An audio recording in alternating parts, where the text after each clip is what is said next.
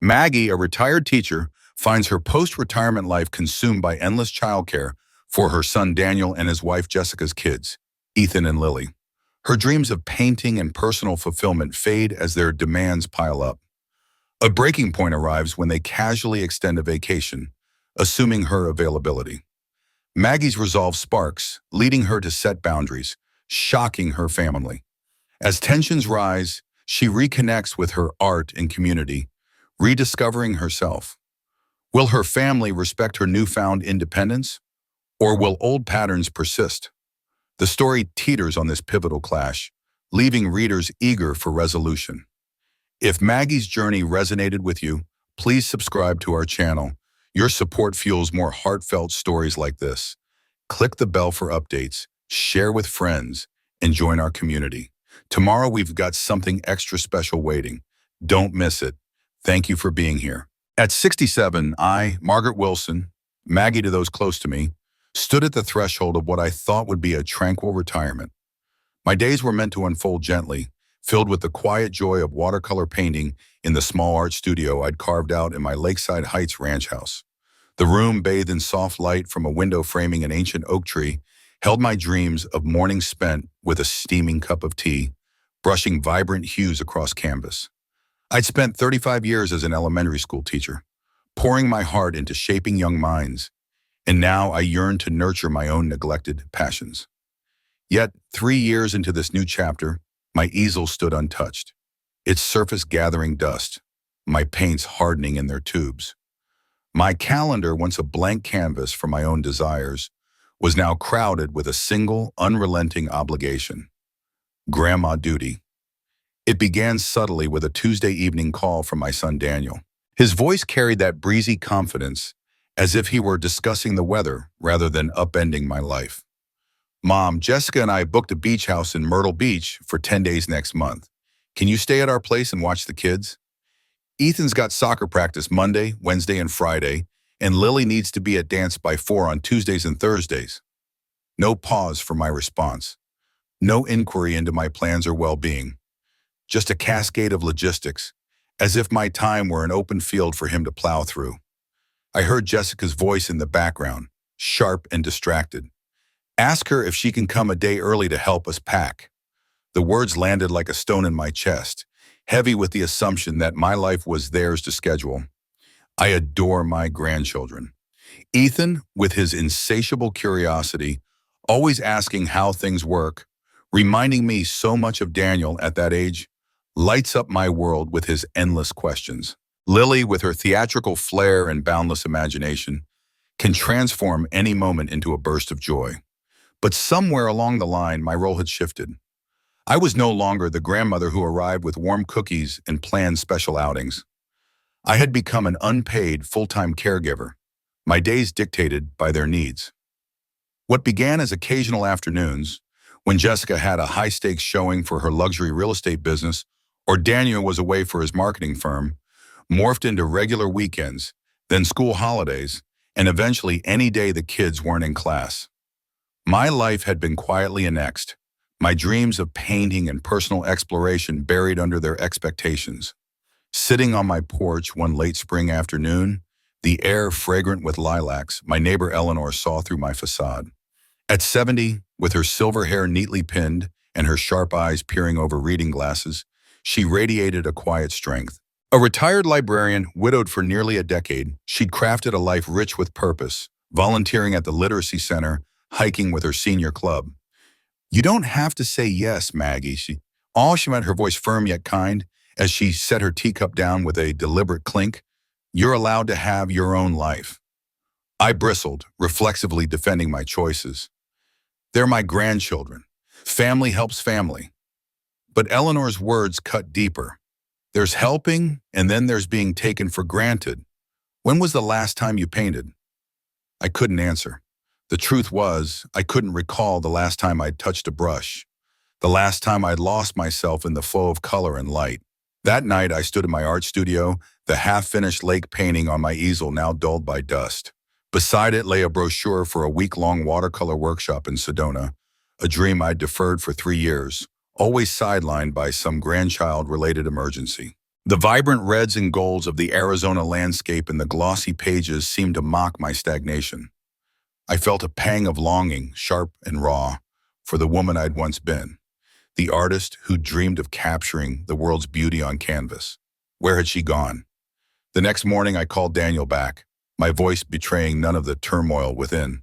Of course, I'll watch the kids, I said, the words automatic, as if my mouth had made the decision before my heart could protest. Daniel didn't thank me. He simply launched into more details. Where to find the neighbor's spare key, Ethan's soccer tournament, Lily's new aversion to green vegetables. I hung up, opened my calendar, and scrawled Myrtle Beach duty across 10 days in July. The Sedona brochure went into a drawer, its promise tucked away like a secret I wasn't ready to claim. The day before their vacation, I arrived at Daniel and Jessica's sprawling two-story home in Oakwood Estates, a stark contrast to my modest ranch. Jessica, clad in designer athleisure, was a whirlwind of efficiency, barking orders into her phone while gesturing to notes plastered on the fridge. "Emergency contacts are here," she said, barely glancing at me. "Ethan needs his inhaler before soccer, even if he insists he doesn't. Lily's off anything green. Work around it. Oh, and we let the housekeeper go, so if you could keep things tidy." Her words trailed off as she rushed out. Daniel appeared, lugging matching suitcases, his acknowledgement limited to a quick check-in about his dry cleaning, which he'd texted me to pick up the day before. "Great," he said, glancing at his watch. "We need to beat traffic. Kids, say goodbye to Grandma. She's staying while we're gone." Ethan and Lily barreled down the stairs, their hugs a fleeting balm to my growing resentment. Their excitement was genuine, but as Jessica shouted last-minute reminders and Daniel called out about a FaceTime check-in, I felt the weight of their departure settle over me. Alone in their pristine house, surrounded by their responsibilities, I was struck by the realization that my presence was merely functional, a cog in their well-oiled machine. That evening, tucking Lily into bed, her big blue eyes met mine with disarming honesty. "Mommy says you like watching us because otherwise you'd be lonely," she said. The words pierced me, freezing me in place. "Is that what Mommy says?" I asked, my voice careful, masking the hurt. Lily nodded. "She told Daddy you don't have anything else to do anyway, and we're doing you a favor." I kissed her forehead, turned off the light, and sat in the hallway, the echo of her words reverberating. Was that how Daniel saw me? A lonely widow, grateful for their demands because they gave my life purpose? The thought stung, a betrayal not just of my time but of my identity. The next morning, as I prepared breakfast, the routine felt suffocating. The clock became my jailer, each tick marking the hours until their return, 9 days, 17 hours to go. By day 3, I was entrenched in an exhausting cycle. Early mornings for breakfast and lunch boxes, shuttling between soccer fields and dance studios, cooking meals the kids half ate, tidying a house that seemed to generate chaos, and responding to Jessica's endless texts. "Can you take the comforter to the specialty cleaner across town?" Only they get it right. "Ethan's science project materials are in the garage. He needs it done before we're back." "Oh, and the upstairs shower's acting up. Can you call the plumber?" Each request chipped away at my resolve, reinforcing the sense that I was less a person than a resource. During their nightly FaceTime calls, Daniel and Jessica appeared relaxed, sipping cocktails against a backdrop of sunlit beaches. "How's everything going, Mom?" Daniel would ask, but before I could respond, he'd pivot to logistics. "Did Ethan's new cleats arrive? Make sure he wears them to break them in." Their happiness felt like a distant world, one I was enabling at the cost of my own. On day 5, during the kids' screen time, I stole a moment to call Eleanor from my car in their driveway. My voice cracked as I admitted, "They don't see me as a person anymore, just someone to use." Eleanor's sigh carried years of wisdom. "This isn't just about this trip, is it?" she asked. "No," I whispered, tears stinging my eyes. "It's been years of this." She was firm. "Setting boundaries doesn't make you a bad grandmother, Maggie. It makes you human." The next day, a text from Jessica pushed me to my limit. "We're thinking of extending our stay by 3 days since we're having such a great time. That works for you, right?" The assumption, so casually delivered, ignited something within me. I stared at the screen, my thumb hovering over the keyboard. anger and exhaustion warring with years of ingrained acquiescence. 3 more days meant 3 more days of sidelining my own life, of delaying the Sedona workshop's registration deadline, now just 2 months away. I typed, then deleted a response. This wasn't a conversation for text. "Let's discuss tonight," I replied, my heart pounding with the weight of what I was about to do. That evening's FaceTime call was different. After the kids chatted and went to bed, I faced Daniel and Jessica on the screen, my voice steady despite my nerves. "About extending your trip," I began. "I'm afraid that won't work. I have commitments starting the day you're due back." Daniel's surprise was palpable, his brow furrowing. "What commitments? You didn't mention anything." The question stung, revealing his assumption that my life was an open book for their use. "I shouldn't have to," I said, surprising myself with my firmness. "I agreed to 10 days, and I'll honor that, but I can't stay longer." Jessica leaned into the frame, irritation flashing across her face. "But it's just 3 more days, Maggie." The word "just" echoed years of minimization. Just a weekend, just an afternoon, just my life. "I have a painting workshop in Sedona I've been planning for years," I said, lifting my chin. "The registration deadline is approaching, and I won't postpone it again." Daniel's disbelief was almost comical. "A painting workshop? Since when do you paint?" The question cut deep, a reminder that my son had forgotten the artist I'd been before motherhood consumed me. "Since always," I said quietly. "You used to watch me mix colors when you were little." The call ended tensely, their frustration palpable. But as I sat on their sofa, my heart racing, I felt an unfamiliar relief. For the first time, I'd drawn a line, and it felt like reclaiming a piece of myself. The next morning, Daniel called again, his tone measured, the one he used to sway difficult clients. "Mom, I think you're overreacting. It's just 3 days." I held firm. "I'm not overreacting, Daniel. I'm setting a boundary. My time is my own, and I need you to respect that." His silence was heavy, but I pressed on. "I love Ethan and Lily, but I'm more than just their grandmother. I'm a person with my own needs and dreams." The conversation ended with his frustration unresolved, but my resolve strengthened. When Sunday arrived, I left their house spotless, the kids' laundry done, my bags packed. Daniel and Jessica returned, tanned but tense, the air thick with unspoken conflict. "We need to talk," Daniel said, his tone sharp.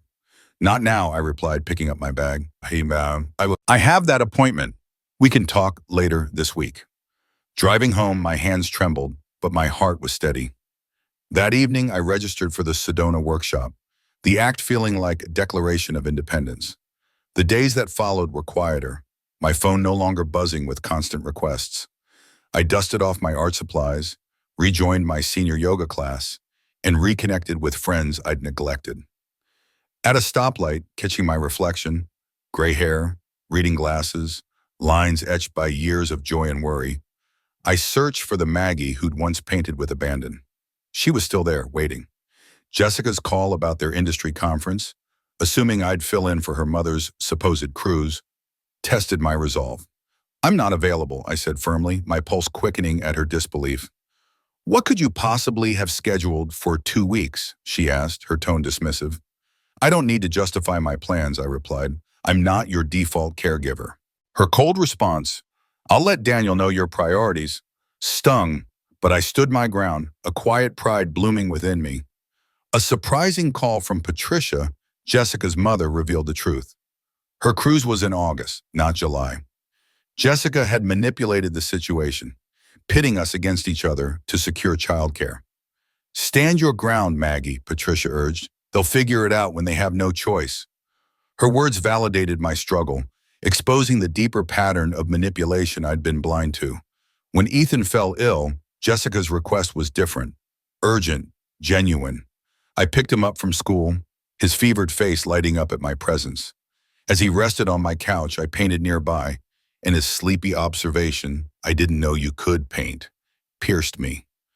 "I've been painting since before your daddy was born," I said, smoothing his hair. "I'll teach you sometime." Jessica's arrival brought an awkward acknowledgement of my art, a small crack in her usual pragmatism. It's good, she said, gesturing to my canvas. I didn't realize. I smiled lightly. There's a lot about me that doesn't come up in childcare schedules. The Sedona workshop loomed, a beacon of hope. I prepared meticulously, my anticipation tinged with anxiety about traveling alone after decades. The morning of my departure, Daniel, Jessica, and the kids surprised me with handmade cards and a framed family photo, their messages brimming with love and pride. Enjoy every moment, Jessica wrote. I'm proud of you, Grandma, Lily added. At the airport, their enthusiastic waves filled me with warmth, a stark contrast to the guilt I'd once feared. As the plane ascended, lakeside heights blurring below, I felt a profound rightness. I was Maggie Wilson, artist, grandmother, individual, reclaiming my life, one courageous no at a time. The Sedona brochure flickered in my memory, its vivid images of crimson cliffs and promises of artistic rebirth tugging at my heart like a forgotten melody. I thought of the book club I'd let slip away, the senior yoga class I'd abandoned because it had overlapped with Lily's preschool pickup. My life, once brimming with small joys and personal passions, had been eroded by a steady stream of obligations, each one chipping away at who I used to be. I glanced at my phone, its screen glowing with a text from Jessica. Can you wash Ethan's uniform tonight? He needs it for tomorrow's practice. Also, we forgot to order more coffee pods. Can you grab some? The card for household expenses is in my desk drawer. Thanks. No warm greeting, no question about how I was faring. Just a checklist of tasks as if I were an extension of their household, my own needs invisible. That night, I lay awake in their lumpy guest bed, the springs groaning under my restless shifting. My mind churned with a tangled mix of resentment and guilt. Resentment for being taken for granted, guilt for daring to feel that way about my own family. I pictured Daniel and Jessica, carefree on their vacation while I was here, tethered to their responsibilities. As the first light of dawn crept through the curtains, I hauled myself out of bed, the weight of the day already heavy on my shoulders. While making breakfast for Ethan and Lily, I found myself fixated on the kitchen clock, calculating the hours until their parents' return. 9 days and 17 hours, I tallied, the number both a beacon of hope and a looming burden. By the third day, I'd settled into a punishing routine. I was up at 6:15 a.m., my eyes gritty with exhaustion, preparing breakfast and packing lunchboxes with military precision. The days melted into a blur of driving, Ethan to soccer practice, Lily to dance class, while trying to coax them into eating meals they barely touched. The house was a constant battleground, with dishes piling up, toys strewn across the floor, and laundry multiplying like a living thing, fueled by the boundless energy of 2 young children. Jessica's texts arrived like clockwork, each one adding another weight to my load. Can you take the comforter to the special cleaner across town? Only they know how to handle it properly. Oh, and Ethan has a science project due when he gets back. Materials are in a bag in the garage. Also, can you schedule the plumber? The upstairs shower is making that noise again. Each request felt like a pebble dropped into an already brimming bucket, and I could feel the strain of holding it all together. Every evening, Daniel and Jessica would FaceTime, their faces radiant with the ease of their getaway. They'd raise cocktails, laughing against a backdrop of golden beaches and candle-lit restaurants, while I sat, drained on their couch, surrounded by 2 restless children who missed their parents. How's everything going, Mom? Daniel would ask, but his words felt perfunctory, and he'd plow forward before I could respond. Hey, did Ethan's new cleats arrive? Make sure he wears them to break them in before the tournament. His casual dismissal cut deeper than I wanted to admit, not because it was malicious, but because it revealed how little he saw me as Maggie, a woman with her own desires and limits, and how much he saw me as a function, always available, always willing. On the 5th day, I seized a rare moment of quiet during the kids' afternoon of screen time, retreating to my car in the driveway. I called Eleanor, my dearest friend, and let the floodgates open. They don't even see me as a person, I admitted, my voice trembling with the weight of years of bottled-up frustration. I'm just a resource to be used. The confession felt like peeling back a scab, raw and painful. Eleanor sighed, her voice a steady anchor. Oh, Maggie, this isn't just about this vacation, is it? I shook my head, though she couldn't see. No, I whispered it. It's been building for years. I don't know how to say no without feeling like I'm failing as a grandmother. Her response was firm, grounding. Setting boundaries doesn't make you bad, Maggie. It makes you human. After we hung up, I sat in the car, staring at my reflection in the rearview mirror. The woman staring back looked worn, her edges blurred like a painting faded by too much sunlight. When had I stopped being Maggie Wilson, the artist who dreamed of capturing the world's beauty on canvas? When had I become just Daniel's mom, or Ethan and Lily's grandma, my own aspirations buried under the weight of everyone else's needs? The next day, a new text from Jessica pinged my phone. We're thinking of extending our stay by 3 days since we're having such a wonderful time. That works for you, right? Not a question, not a hint of consideration. Just an assumption that my time was infinitely malleable, theirs to claim. I stared at the message, my thumb hovering over the keyboard. 3 more days meant 3 more days of juggling soccer practices, dance lessons, meal prep and housekeeping, all while my own home sat empty, my art supplies untouched. And the Sedona workshop's registration deadline, now just 2 months away, crept closer. Something inside me shifted, not with anger, but with a quiet, resolute clarity, like a stone finally breaking free after years of pressure. I started to type a response, then paused. This wasn't a conversation to have over text. I deserved more than that. We all did. Instead, I replied, let's discuss when you call tonight. That evening, when the FaceTime call came through, I was ready. I waited until Ethan and Lily had their turn, their voices bubbling with excitement as they shared their day with their parents before heading upstairs to get ready for bed. Then I took a deep breath and looked into the camera. About extending your trip, I began, my voice steadier than I felt. I'm afraid that won't be possible. I have other commitments starting the day you're scheduled to return. Daniel's face registered shock, then confusion. What commitments? You didn't mention anything before. His words sparked a quiet defiance in me. I shouldn't have to, I said, surprising myself with the strength in my tone. My time is my own, Daniel. I agreed to 10 days and I'll honor that, but I can't stay longer. Jessica leaned into the frame, her expression a mix of irritation and disbelief. But what could be so important? It's just 3 more days, Maggie. Just 3 more days. The word just echoed in my mind, a refrain that had chipped away at my life for years. Just a weekend, just a few hours, just one more favor. I have a registration deadline for a painting workshop in Sedona, I said, lifting my chin slightly. It's something I've wanted to do for years, and I can't put it off any longer. Daniel's eyebrows shot up. A painting workshop? Since when do you paint? The question stung, sharp and unexpected. I'd been an artist long before he was born, my canvases alive with color and light. He used to sit beside me as a child, watching me blend paints, asking to try it himself. Had he really forgotten? Since always, I said softly, the weight of those years settling between us. You used to ask me to teach you how to mix colors. He shifted uncomfortably, as if I'd unearthed a memory he'd buried long ago. Jessica, impatient, jumped in. Well, can't you register online? You don't need to be at home for that. I shook my head, a strange calm settling over me. That's not the point. The point is I agreed to 10 days of childcare, not 13. I have my own life, my own priorities. Daniel's expression darkened. Mom, we really need this time away. My job's been brutal, and Jessica has that big listing coming up. His words tugged at my heart, but I held firm.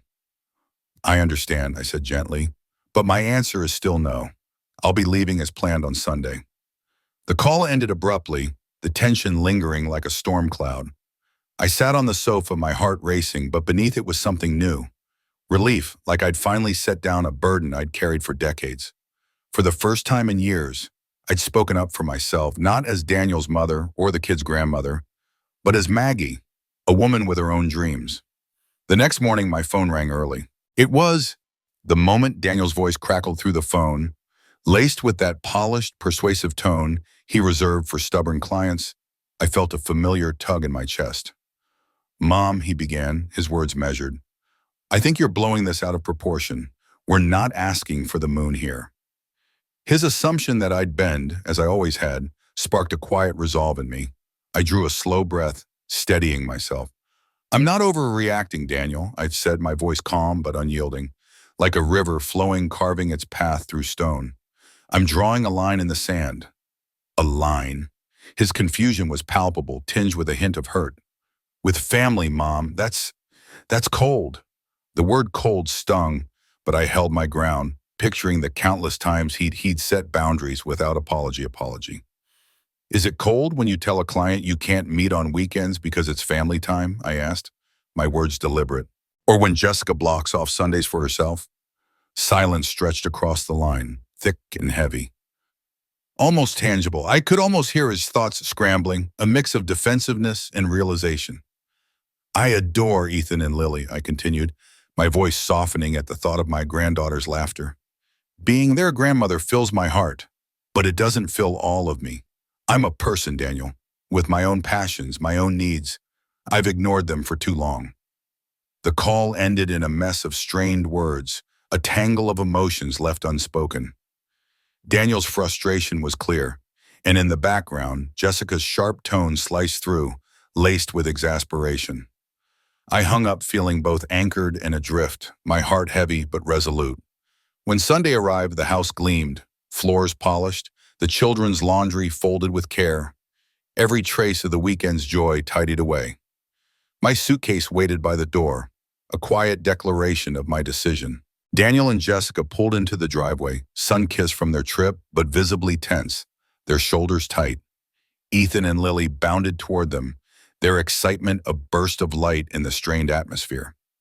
I lingered back, watching the reunion unfold, my heart swelling with love, but tempered by a bittersweet ache. This was their family, not mine to claim entirely anymore. "We need to talk," Daniel said after the flurry of hugs, his voice low and serious, leaving no room for negotiation. I met his gaze, my fingers tightening around the handle of my bag. "Not now," I replied, lifting the suitcase with a quiet firmness I hadn't known I possessed. "I have that appointment I told you about. We'll talk later this week." I knelt to hug Ethan and Lily, their small arms wrapping around me, promising to see them soon. Then, with a final glance at my son's face, etched with confusion and something deeper, I walked out the door. The drive home was a blur, my hands trembling faintly on the wheel, but my resolve was steady, like a compass pointing true. That evening, alone in my living room, I sipped chamomile tea, its warmth seeping into my palms as I unfolded the Sedona workshop brochure. Its creased edges felt like a treasure map, each image of red rock vistas and vibrant canvases whispering of possibility. I opened my laptop, my fingers steady as I registered, paying the full amount without a second thought, a quiet act of defiance against years of self-denial. Later, I stepped into my neglected art studio, the air thick with dust and memory. I uncovered a half-finished landscape on the canvas, its colors dulled but not lost. With a brush dipped in water, I began to revive it, each stroke a tentative reclaiming of the woman I'd once been. The days after my stand with Daniel were unnaturally quiet, my phone silent for the first time in years. No last-minute requests, no updates on soccer games or dance recitals. My calendar, once a patchwork of family obligations, now held empty squares, each one a blank canvas of freedom and uncertainty. The stillness felt exhilarating, like stepping into a wide-open field, but also hollow, a faint ache lingering like the echo of a storm long past. I spent those days rediscovering my space, dusting off paint tubes, sorting brushes with care, and ordering new watercolors to replace the ones that had cracked and dried. I reached out to old friends, accepting lunch invitations I'd once declined with excuses about babysitting. I even rejoined the senior yoga class at Lakeside Community Center, surprising Martin Flores, the director, who greeted me with a warm, knowing smile. "Wondered when we'd see you back," he said, handing me a registration form. "Did your grandson's soccer schedule finally lighten up?" His question, though casual, hit a raw nerve. Had my devotion to Daniel's family been so obvious that even my community saw me as an extension of their needs? "Something like that," I murmured, deflecting, not ready to unravel the shift for him. That first yoga class was humbling, a mirror to how much I'd let my body go, neglected in favor of others' demands. My joints protested, my muscles felt stiff, like betraying an old promise. The instructor, a lithe woman in her 70s with an enviable grace, adjusted my pose with a serene smile. The body holds what memory tries to bury, she said softly. Give yourself time. Her words lingered as I drove home, the breeze slipping through my open windows, carrying the scent of possibility. At a stoplight, I caught my reflection in the rearview mirror, gray hair pulled into a practical ponytail, reading glasses hanging from a chain, lines carved by years of joy and worry. Behind those eyes, I searched features. For I, the longed Maggie, too, who glimpse had the once before grandmotherhood, before widowhood, before motherhood, a woman who'd painted with abandon, her canvases alive with light and dreams. The light turned green, pulling me forward, urging me onward. When I reached my driveway, I noticed Eleanor across the yard, tending to her hydrangea pruning as with shears precision. She waved, her voice garden shears glinting in the sunlight, and I wandered over to the white picket fence between us. You look lighter, she observed, peering over her glasses with a perceptive glint. I leaned against the fence, the wood warm under my elbows. I told Daniel no. Eleanor's eyebrows shot up, a slow grin spreading. Well, look who's finally standing up for herself. We laughed, the tension easing as I shared the story, the tense FaceTime call, Daniel's bewildered reaction, my quiet exit from their home. And now, Bush? Eleanor asked, her shears resting on the ground. Nothing, I said with a shrug. My phone's been silent. I'm not sure if it's shock or punishment. Eleanor snorted, her eyes twinkling. Probably both. People don't like it when the scenery starts talking back. Her words hit home, sharp and true. I'd let myself become scenery, furniture, as she put it, a reliable chair, always there, always overlooked until needed. I signed up for that Sedona painting workshop, I said, shifting the conversation to firmer ground. Eleanor's face brightened. Good for you. When's it? September, I said, a quiet thrill stirring in my chest. 10 days in the desert, painting from dawn to dusk. The thought of red rock horizons and uninterrupted creativity felt like a lifeline, a chance to rediscover the artist I'd buried. Perfect timing, Eleanor nodded. The kids will be back in school by then. I realized then that I hadn't even checked Daniel's schedule, hadn't factored in Ethan and Lily's routines. For the first time, I'd chosen something purely for me, and the realization was both startling and empowering, like a long-forgotten melody resurfacing. Eleanor reached across the fence, her hand warm on my arm. That's how it's supposed to be, Maggie. Your life, your time.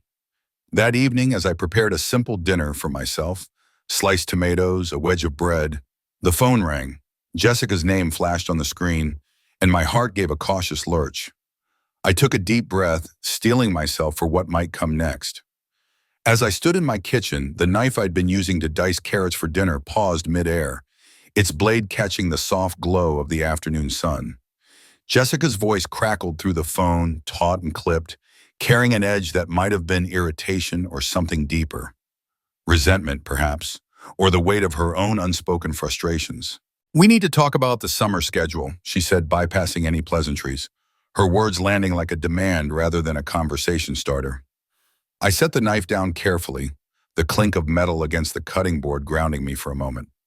Hello to you too, Jessica, I replied, my tone light but tinged with a quiet defiance. I wasn't in the mood for her brusque approach, not after the months of tension that had simmered between us. There was a brief pause, a flicker of acknowledgement in her voice as she muttered, Right, sorry, hello. Listen, we've got a situation. She went on to explain that her mother, who had promised to watch the kids for the last 2 weeks of July during their annual real estate conference in Chicago, had backed out. Something about a cruise she booked ages ago, Jessica said, her words heavy with exasperation. My heart sank, not out of sympathy, but from the familiar dread of what was coming next. The conference was a cornerstone of Jessica and Daniel's professional lives. A whirlwind of networking and deal-making they'd turned into a pseudo-vacation for years. I could picture them there, navigating crowded convention halls, shaking hands, and exchanging business cards, while I'd been the one to hold down the fort with their children. I'm sorry to hear that, I said, choosing my words with care, trying to mask the unease coiling in my chest. That must be disappointing. Another pause, longer this time, stretched across the line like a tightrope. Then, without warning, Jessica's voice cut through, sharp and direct. So can you take them? The question hit me like a gust of cold wind, unsoftened by any acknowledgement of the rift that had grown between us. It was as if my recent refusal to bend to their expectations, my insistence on setting boundaries, had been a fleeting glitch, not a deliberate stand. She was moving forward as if nothing had changed, as if my time was still theirs to claim. My pulse quickened, but I kept my voice steady, firm. I'm not available for those 2 weeks. The words felt like a declaration, a line drawn in the sand. Jessica's response was immediate, her tone rising with a mix of disbelief and indignation. What do you mean, not available? What could you possibly have scheduled for 2 entire weeks? The dismissiveness in her voice, the assumption that my life couldn't possibly hold anything as significant as their conference, sparked a flare of anger deep within me. It was the same assumption that had grated on me for years, the belief that my time was an open resource, always ready to be tapped. I don't actually need to justify my schedule to you, Jessica, I said, my voice calm but unyielding, each word a brick in the wall I was building. The fact is, I'm not available. Her reply came in a sputter, her frustration bubbling over. But this is important. This conference is crucial for my business, the networking alone. I cut her off, unwilling to let her steamroll me. I understand that, and I hope you find suitable childcare. The phrase felt foreign on my tongue, a polite but firm rejection of the role they'd cast me in. You're their grandmother. Jessica's voice turned icy, each syllable laced with accusation. Yes, and I love them dearly, I countered, my heart swelling with the truth of it, but I'm not their default caregiver, whenever it's convenient for you and Daniel. Her tone grew colder still. I see. Well, I'll let Daniel know about your priorities. The call ended abruptly, the silence that followed ringing in my ears. I stood there, trembling slightly, the weight of the exchange settling over me.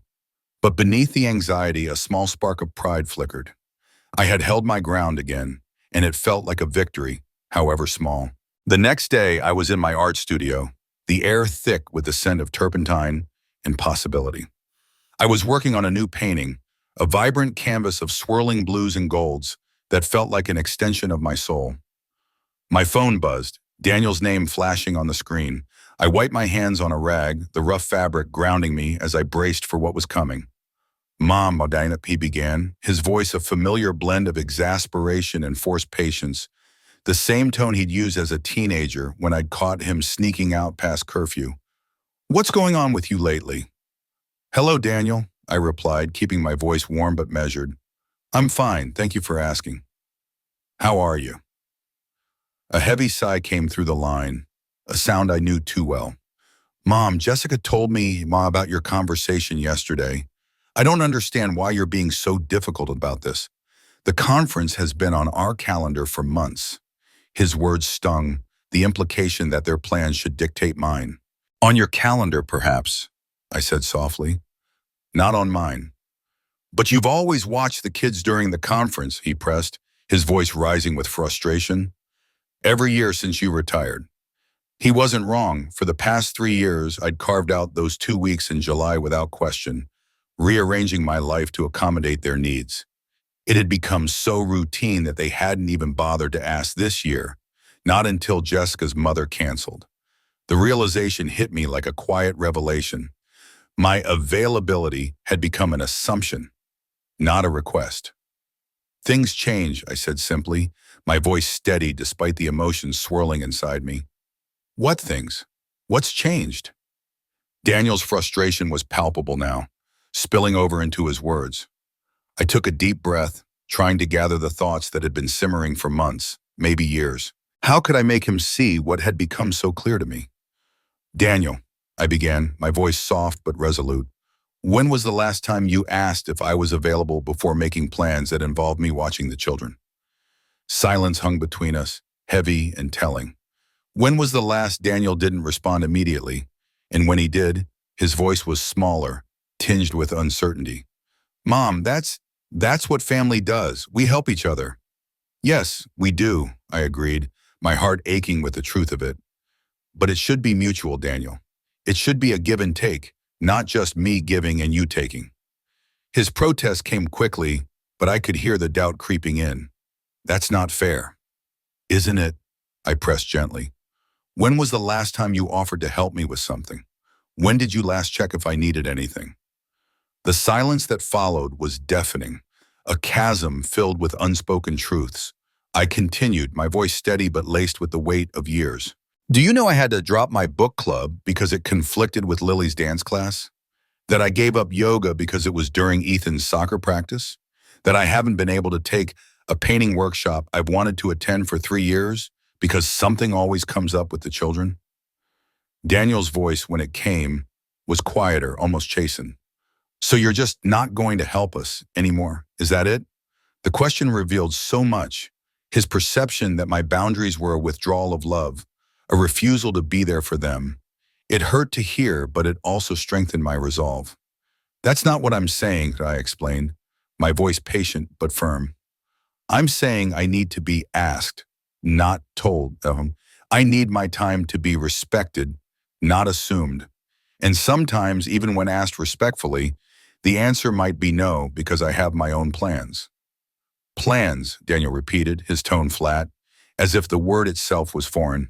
Like this painting thing? Yes, I said, refusing to let him diminish it.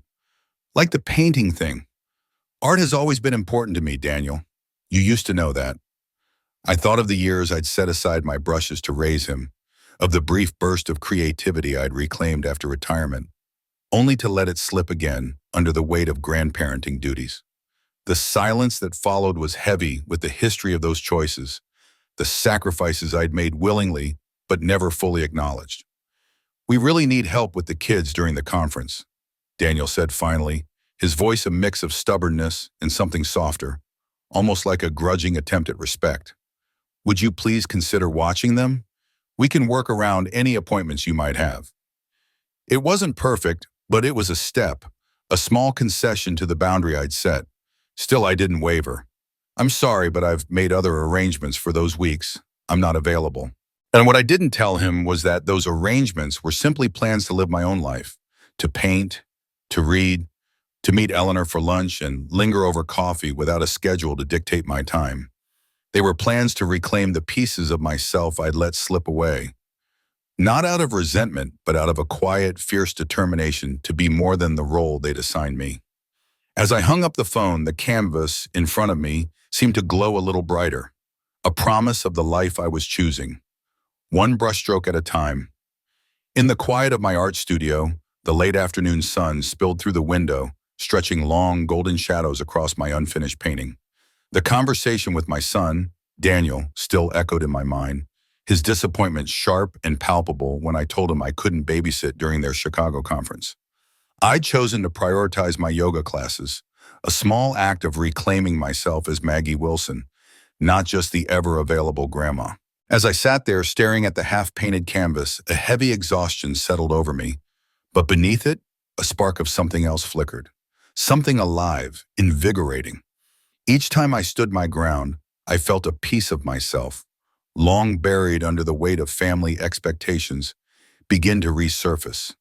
It was as if I was rediscovering the woman I'd been before motherhood and grandmotherhood became my identity, and that realization filled me with both relief and a quiet, defiant joy. The days that followed slipped into a gentle rhythm. Mornings were for painting, the brush moving with a freedom I hadn't felt in years, each stroke a small declaration of my own existence.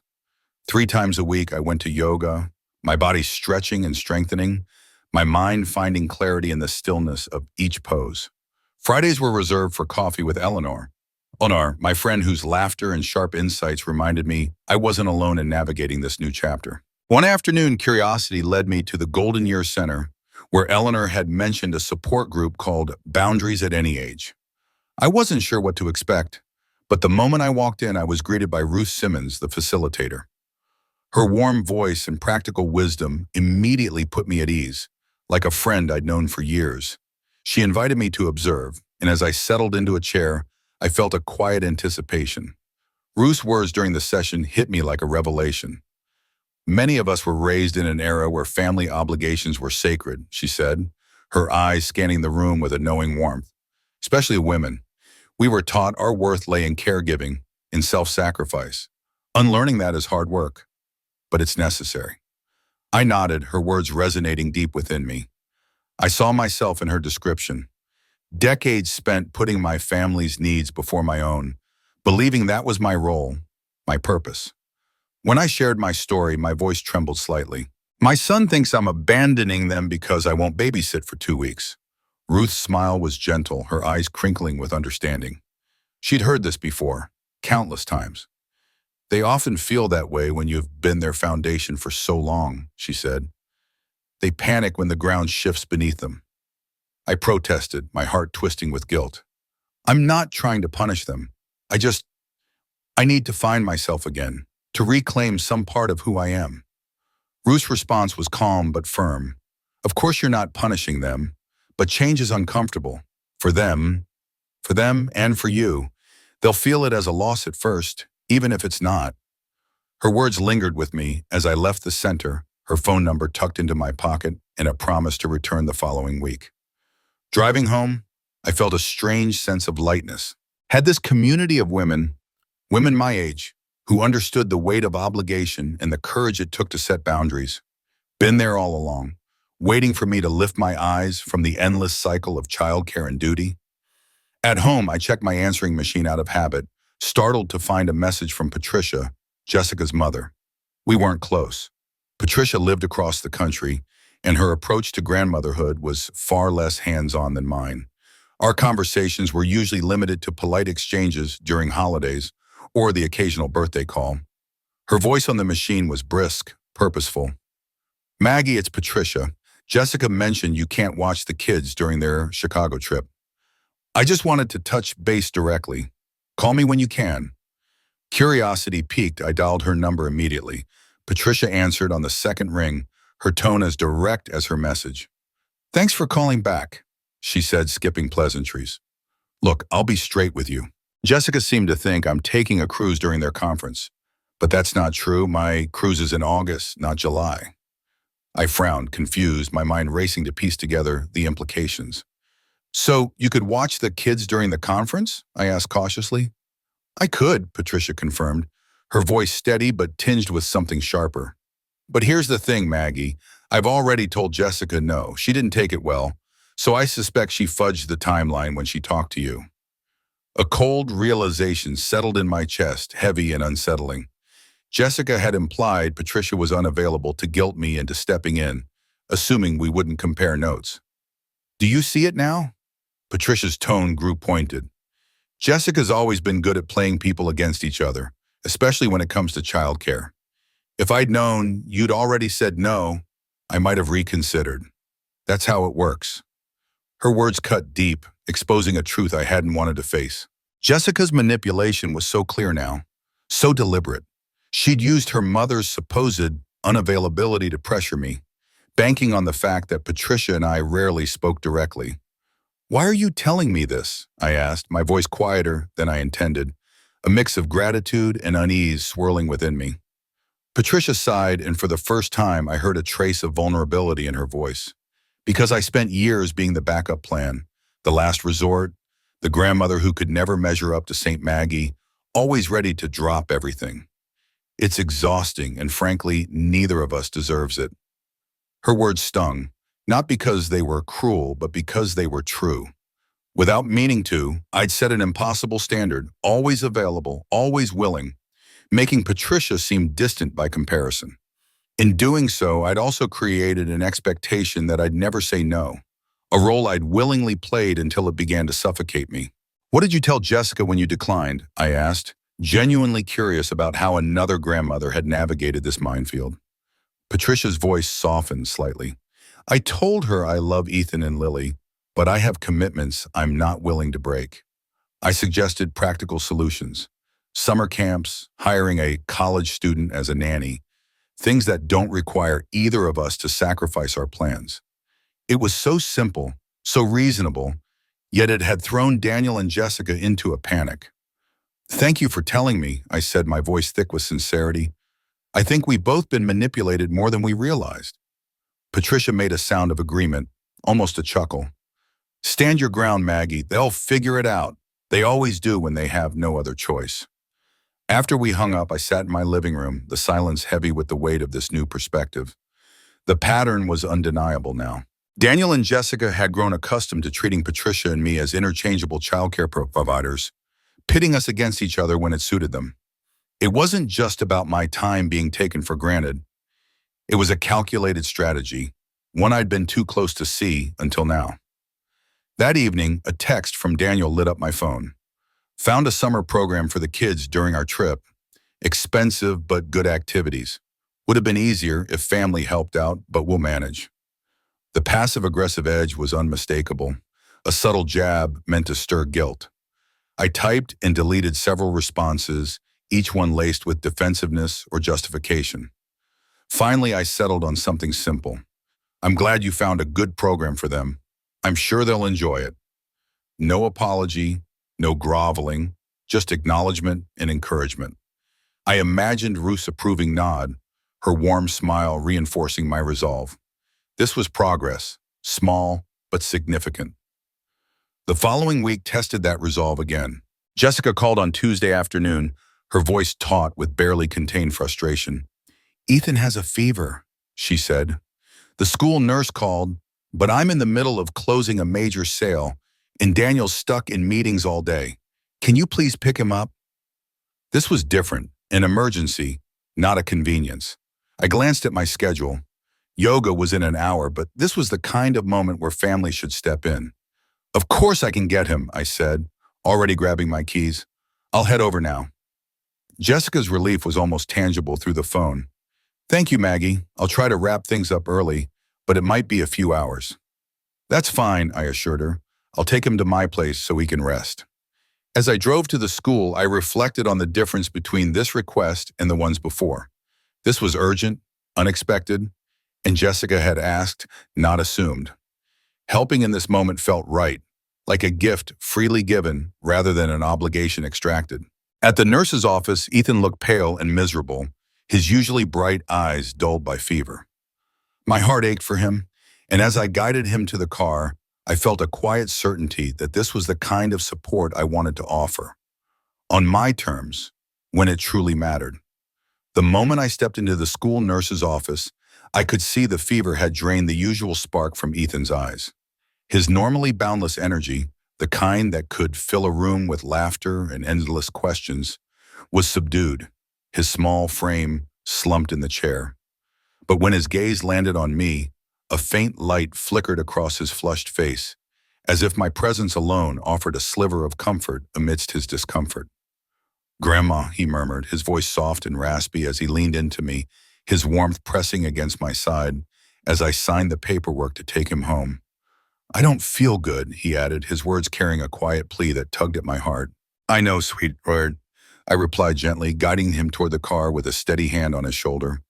We'll get you home and make you comfortable, I promise. My voice was calm, but inside I felt a familiar ache, a mix of tenderness for my grandson and a quiet resolve to care for him in a way that felt true to both of us. At my house, I settled him on the couch, tucking a light blanket around his small body and placing a cool, damp cloth across his forehead. I handed him a dose of children's fever reducer, watching as he swallowed it with a grimace before sinking back into the cushions. As his eyelids grew heavy and he drifted into a restless sleep, I felt a quiet relief settle over me, knowing he was safe and cared for. Not wanting to stray too far, I moved my easel into the living room, the wooden legs scraping softly against the hardwood floor. The sound stirred Ethan briefly, his eyes fluttering open to find me setting up my canvas. He blinked, his gaze shifting to the half-finished landscape I'd been working on, a vibrant meadow under a wide, endless sky. That's pretty, he mumbled, his voice thick with sleep, each word a small effort. I didn't know you could paint. His innocent observation hit me like a sudden gust of wind, sharp and unexpected. My own grandson, 9 years old, had never seen this part of me. To him, I was simply Grandma, the one who picked him up from school, packed his lunches, or stepped in when his parents' schedules collided. The realization stung, a quiet reminder of how much of myself I'd tucked away over the years. I sat on the edge of the couch, brushing a strand of damp hair from his fever-warmed forehead. "I've been painting since before your daddy was born," I told him, my voice soft but steady, as if saying it aloud could reclaim that piece of my identity. "I used to do it all the time when he was little." Ethan's fever-bright eyes studied me with a spark of curiosity, as if seeing me for the first time. "Can you teach me sometime?" he asked, his voice faint but earnest. "When I'm not sick?" The question warmed me, stirring a hope I hadn't realized I'd been holding on to. "I'd love to," I said, smoothing his hair back gently. "We'll set up a special day, just for painting." A faint smile curved his lips before his eyes fluttered shut again, his breathing evening out as sleep reclaimed him. I returned to my easel, dipping my brush into the soft greens and golds of the canvas, each stroke a small act of creation. The living room was quiet save for Ethan's soft breathing, and in that stillness I found a rare harmony. For so long I'd felt torn between my role as a grandmother and the woman I'd been before, the artist, the dreamer, the one who found joy in the sweep of a brush or the quiet of a morning spent with a book. But here, watching over Ethan while painting, those parts of me felt intertwined, no longer at odds but woven together in a moment of peace. When Jessica arrived around 6, her face was etched with the familiar strain of a long day, her eyes darting between gratitude and exhaustion. She paused in the doorway, her gaze catching on the easel and the canvas, then shifting to Ethan, still asleep on the couch, the blanket tucked snugly around him. "You've been painting," she said, her tone laced with surprise, as if she'd stumbled upon me performing some extraordinary feat. The words hung between us, and I felt a flicker of frustration. Had I really hidden this part of myself so well that it shocked her? "I've been an artist all my life," I replied, setting my brush down with deliberate care. "I just took a break for a while." The words carried more weight than I intended, a quiet assertion of the woman I'd always been, even if she'd been overshadowed by years of caregiving. Jessica nodded, her attention already shifting to Ethan, her hands fidgeting with the strap of her bag. "How is he?" she asked, her voice softening. "Fever's down a bit," I said, glancing at my grandson. "He's been sleeping most of the afternoon." As Jessica gathered Ethan's things, her eyes flicked back to the painting, lingering on the vivid colors. "It's good," she said, her tone awkward, as if she were complimenting a stranger. "The painting, I mean. I didn't realize—" She trailed off, and I could sense her grappling with the gap in her understanding of me. "Daniel never mentioned you were artistic." The comment landed like a stone in still water, rippling through me. Daniel, my son, had either forgotten this part of me or never truly seen it. To him, I was the dependable mother, the grandmother on call, not the woman who once spent hours lost in her art. "There's a lot about me that doesn't come up in conversations about childcare schedules," I said, keeping my tone light but pointed, letting the words carry the weight of years unspoken. Jessica's cheeks flushed slightly, a flicker of embarrassment crossing her face. "Right. Well, thank you for today. I really appreciate it." "You're welcome," I said, meaning it. "Any time for actual emergencies. That's what family is for." The emphasis on actual emergencies wasn't lost on her, and she nodded, a thoughtful expression settling over her features as she helped a groggy Ethan to the car. After they left, I returned to my painting, adding final touches as the evening light softened through the windows. The day had crystallized something vital. Saying no to being taken for granted didn't mean turning my back on my family. It meant carving out space for myself, creating a healthier balance where I could be fully present for them, because I was also honoring the other parts of who I am. The painting workshop in Sedona was just 6 weeks away, and the anticipation thrummed through me as I gathered supplies and studied the landscapes I'd soon capture on canvas. Each day free of childcare demands felt like reclaiming a piece of the woman who loved art, literature, quiet mornings with coffee, and friendships that had nothing to do with her role as a mother or grandmother. She hadn't vanished. She'd simply been waiting, patient and persistent, for me to remember her. August arrived with a heat wave that shimmered over the asphalt, the air thick and tangible. I kept the curtains drawn during the day, venturing out only in the early mornings for walks around Lake Haven Park, where the air was still cool and the world felt fresh. It was during one of these walks that I spotted Daniel across the lake, jogging in athletic shorts and a moisture-wicking shirt, his stride purposeful, his shoulders slightly tilted forward. A mirror of his father, James, who'd been gone for 12 years. The resemblance caught me off guard, a bittersweet pang that had softened over time but never fully faded. I raised my hand to wave, but Daniel had already seen me, slowing his pace before stopping entirely. A moment of hesitation flickered across his face before he jogged toward me. "Mom," he said, slightly breathless, as he reached me. "Didn't expect to see you here." "I walk most mornings," I replied, my tone easy. "Have been since May." A faint line appeared between his brows, the one that always showed when he was piecing together something new. "Right, makes sense," he said, though his voice carried a hint of uncertainty, as if my routine was a revelation. An awkward silence stretched between us, unfamiliar and heavy. Our conversations had always revolved around the children, his work, or practical matters. Without those anchors, we seemed adrift, unsure of how to connect. "How are the kids?" I asked, breaking the quiet. His face softened, slipping into familiar territory. "Good. Ethan's soccer team made the regional finals, and Lily—" He hesitated, then added, "Lily's been asking about you, actually. Wants to know why you haven't been over lately." A pang of guilt shot through me, sharp and fleeting, followed by a steadier resolve. I hadn't abandoned my grandchildren. I'd simply set boundaries, refusing to be on call at every moment. "I'd love to see them," I said sincerely. "Maybe I could take them for ice cream this weekend?" Daniel's face lit up with relief, as if he'd braced for rejection. "That would be great. They'd like that." "Saturday afternoon around 2, I suggested. "Perfect," he said, wiping sweat from his forehead, shifting his weight as if unsure whether to stay or go. "Listen, Mom, about the whole childcare thing—" "It's all right," I said, cutting him off gently, my voice firm but kind. I didn't need an apology or an explanation. I was learning to balance being a grandmother with being myself, and that was enough for now. In the heart of a sun-dappled park, I halted our conversation, my voice soft but resolute, unwilling to dredge up old frictions amid the laughter of children and the rustle of leaves.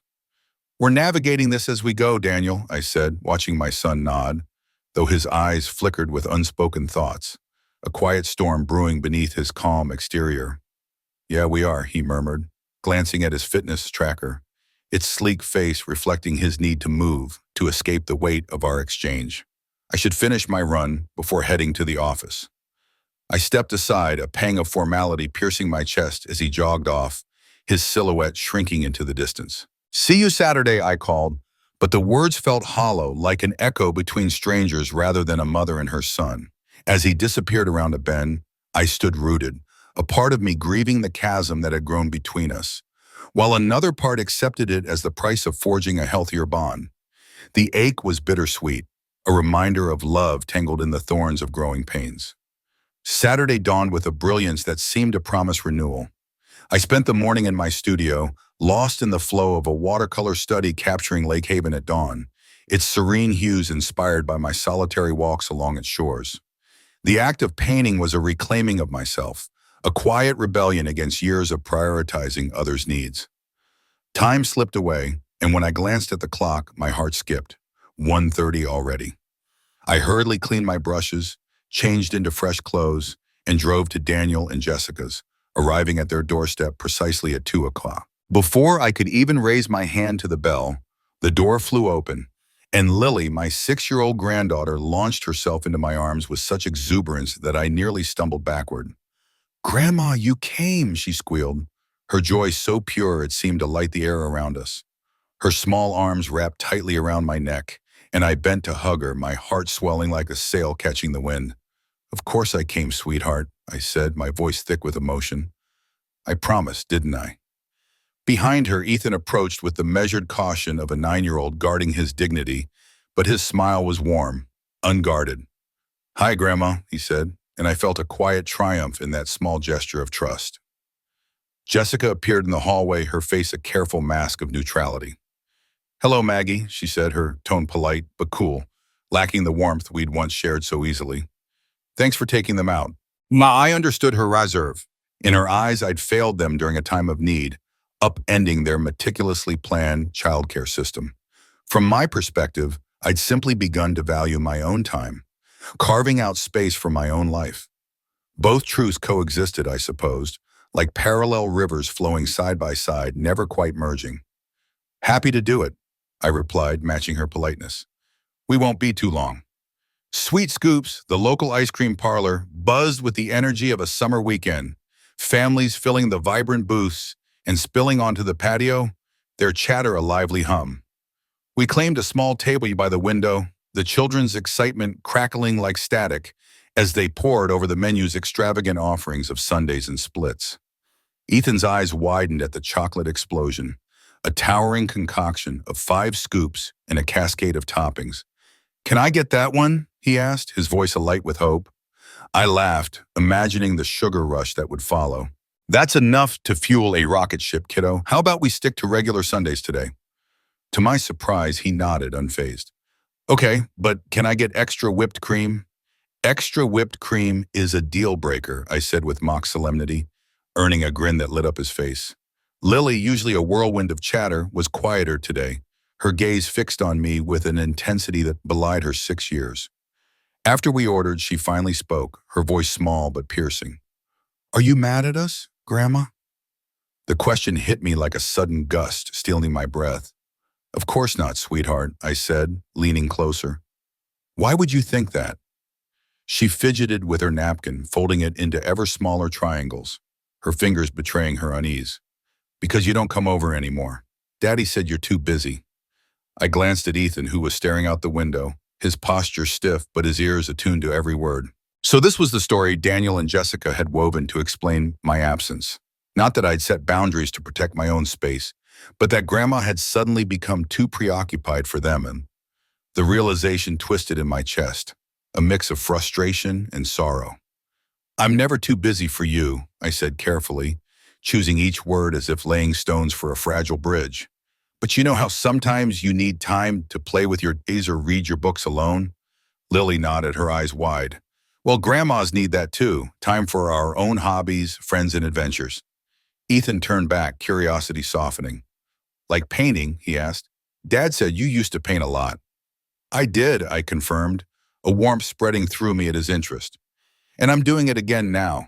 In fact, I'm going to a special painting workshop next month. Lily's face lit up. Where? In Sedona, Arizona, I said, painting the scene for them. It's a magical place with red rocks that glow at sunset and skies that seem to hold 1,000 stories. Ethan's voice grew thoughtful. Will you paint pictures for us? The question touched me deeply, a thread of connection I hadn't expected. I'd love to, I said, my voice catching. Maybe one for each of your rooms. Both children grinned, their excitement bubbling over just as our Sundays arrived, momentarily stealing the spotlight. As they dove into their ice cream, I marveled at the simplicity of their world, where honest answers could soothe fears that adults often complicated with layers of history and hurt. Lily, her chin now smeared with chocolate, looked up between bites. Grandma, can we still do special things with you sometimes? Her question was a plea, and it pierced my heart. Absolutely. I assured her, my voice firm. Days like today, for example. Or maybe you could come to my house sometimes, and we could paint together. Ethan's eyes sparked. Really? You'd teach us? Of course, I said, smiling. I've got plenty of supplies. The relief on their faces was palpable, a quiet reassurance that they hadn't been worried about my availability for babysitting, but about losing their grandmother's presence in their lives. I'd been so consumed with drawing lines with Daniel and Jessica that I hadn't fully grasped how my withdrawal might have looked through their young eyes. How about next weekend, I suggested, the idea taking root. You could come over Saturday morning, and we'll have an art day, if it's okay with your parents, of course. Both children nodded eagerly, their Sundays momentarily forgotten. The rest of our outing passed in a whirlwind of sticky fingers and animated stories. The kids filling me in on their summer adventures, school preparations, and the latest neighborhood dramas.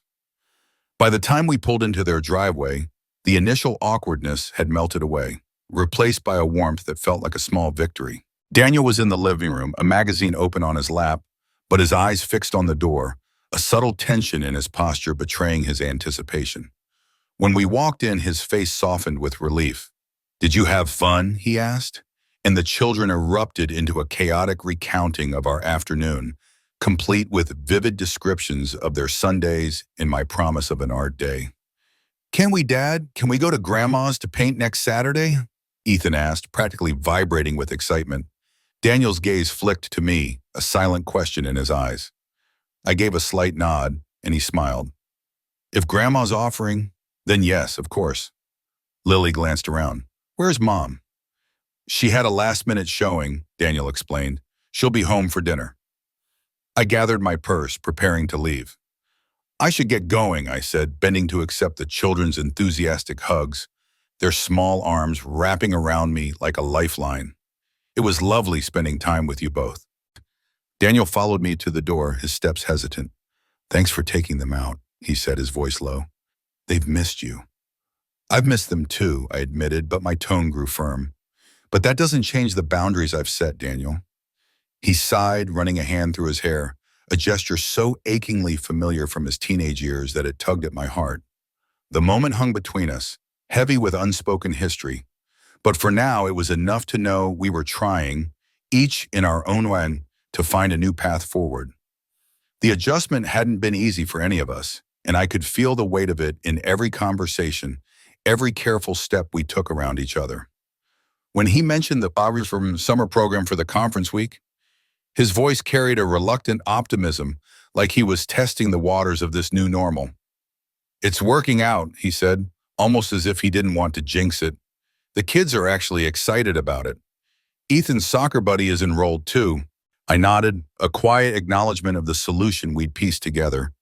But I held back any hint of triumph. Smugness wouldn't help anyone here. "That's great to hear," I said, keeping my tone even as I made my way to the car. Behind me, Daniel's voice stopped me in my tracks. "Mom, it's nice to see you painting again. Dad would be happy." The mention of James hit like a sudden gust of wind, sharp and unexpected. Daniel rarely brought up his father anymore, and the softness in his words stirred a pang of grief and gratitude. I turned, my voice barely above a whisper. "Yes, I think he would be." The days that followed blurred into a flurry of preparation. I was getting ready for the grandchildren's visit, and the anticipation filled me with a strange mix of excitement and nerves. In the sunroom off my kitchen, I set up 3 easels. My professional one, sturdy and worn from years of use, and 2 smaller ones I'd bought long ago with a half-formed dream of teaching community classes after retirement. On a folding table, I arranged fresh paper, student-grade watercolors, and an assortment of brushes, each one carefully chosen. Cups for water and a pile of old shirts, James's button-downs, soft and faded, served as makeshift smocks. As I stood back to survey the setup, a flicker of doubt crept in. This wasn't just about babysitting or keeping the kids occupied. I was about to share a piece of myself, raw and unguarded, and the vulnerability of it made my heart race. Saturday morning arrived, and with it, a knot of nervousness I hadn't expected. These were my grandchildren, Lily and Ethan, whom I'd cared for countless times, through scraped knees, bedtime stories, and endless games of hide and seek. But this felt different, like I was stepping onto a stage without a script. Jessica dropped them off at 10 sharp, her hello brisk but polite, promising to return by 2. Once she was gone, I helped the kids into their oversized smocks, the hems of James's shirts brushing their knees, and we gathered in the sunroom. I took a deep breath, steadying myself. "Painting is about seeing," I began, my voice soft but deliberate. "Really seeing what's in front of you, not just what you think should be there." I demonstrated a simple wash of blue for a sky, my brush gliding across the paper. To my surprise, both children watched with rapt attention, their face etched with concentration as they mimicked my strokes. Lily attacked her paper with fearless enthusiasm, her brushstrokes bold and unrestrained. Colors bled into each other in a vibrant, chaotic dance, reds and blues swirling like a storm she'd conjured from her imagination. Ethan, on the other hand, was meticulous, his eyes darting between my hands and his own paper. He studied each move I made before attempting his own, his brow furrowed in focus. When he finally stepped back to compare his sky to mine, His shoulders slumped. "It doesn't look like yours," he said, his voice tinged with disappointment. I knelt beside him, my heart aching at the earnestness in his eyes. "It's not supposed to, Watch," I told him gently. "Every artist has their own hand, their own vision. That's what makes art special." He paused, considering this, then gave a solemn nod. "Like fingerprints?" he asked. The comparison caught me off guard, and I smiled, delighted. Exactly like fingerprints. By noon, we'd moved on to a basic landscape, and the kitchen table was a mosaic of their practice sheets, some smudged and uneven, others surprisingly precise, but all infused with a spark of genuine effort. When I called them for lunch, they clung to their brushes like lifelines. "Can we keep painting after we eat?" Lily asked, scrubbing her hands at the sink with exaggerated care. "Of course, Vi," I said, warmth spreading through me. "We've got the whole afternoon." Over sandwiches and apple slices, the conversation drifted to my upcoming workshop in Sedona. I pulled up pictures on my phone, showing them the towering red rock formations and vast, sweeping vistas that had drawn artists for generations. Ethan leaned in, his eyes wide with curiosity. "You're going there alone?" he asked. I nodded. "For 10 days in September." Lily's voice piped up, small but serious. "Aren't you scared to go so far away by yourself?" Her question stopped me cold. For a moment, I saw myself through her eyes, a grandmother steady and familiar, now venturing into something unknown. "A little," I admitted, choosing honesty. "It's been a long time since I traveled alone, but sometimes doing things that scare you helps you grow." Ethan nodded as if this was the most logical thing in the world. "Like when I tried the high dive at the pool," he said. I smiled, my heart swelling. Exactly like that. After lunch, we dove back into painting with renewed vigor. The sunroom hummed with quiet focus, broken only by the soft swish of brushes and the occasional giggle when a drop of paint splattered onto a smock. By the time Jessica arrived, each child had finished a simple landscape, their faces glowing with pride as they carried their creations to the car. Lily chattered nonstop, explaining her artistic process to her mother with the confidence of a seasoned painter. Jessica listened, her interest seeming genuine, and for a moment I saw a flicker of the daughter-in-law I'd once been so close to. "Thank you for today," she said as the kids buckled in. "They've clearly had a wonderful time." I smiled, the sincerity of the moment settling over me. "It was my pleasure. We should do it again sometime." Her smile for the first time in months felt real. They'd like that. As their car disappeared down the street, a profound sense of fulfillment washed over me. I hadn't just spent time with my grandchildren. I'd shared a piece of my soul, the part of me that found solace in truth in the sweep of a brush. In doing so, I'd begun to bridge the distance that had grown between us, not by bending to old expectations, but by standing firm in who I was becoming. The realization felt like a quiet victory, fragile but undeniable.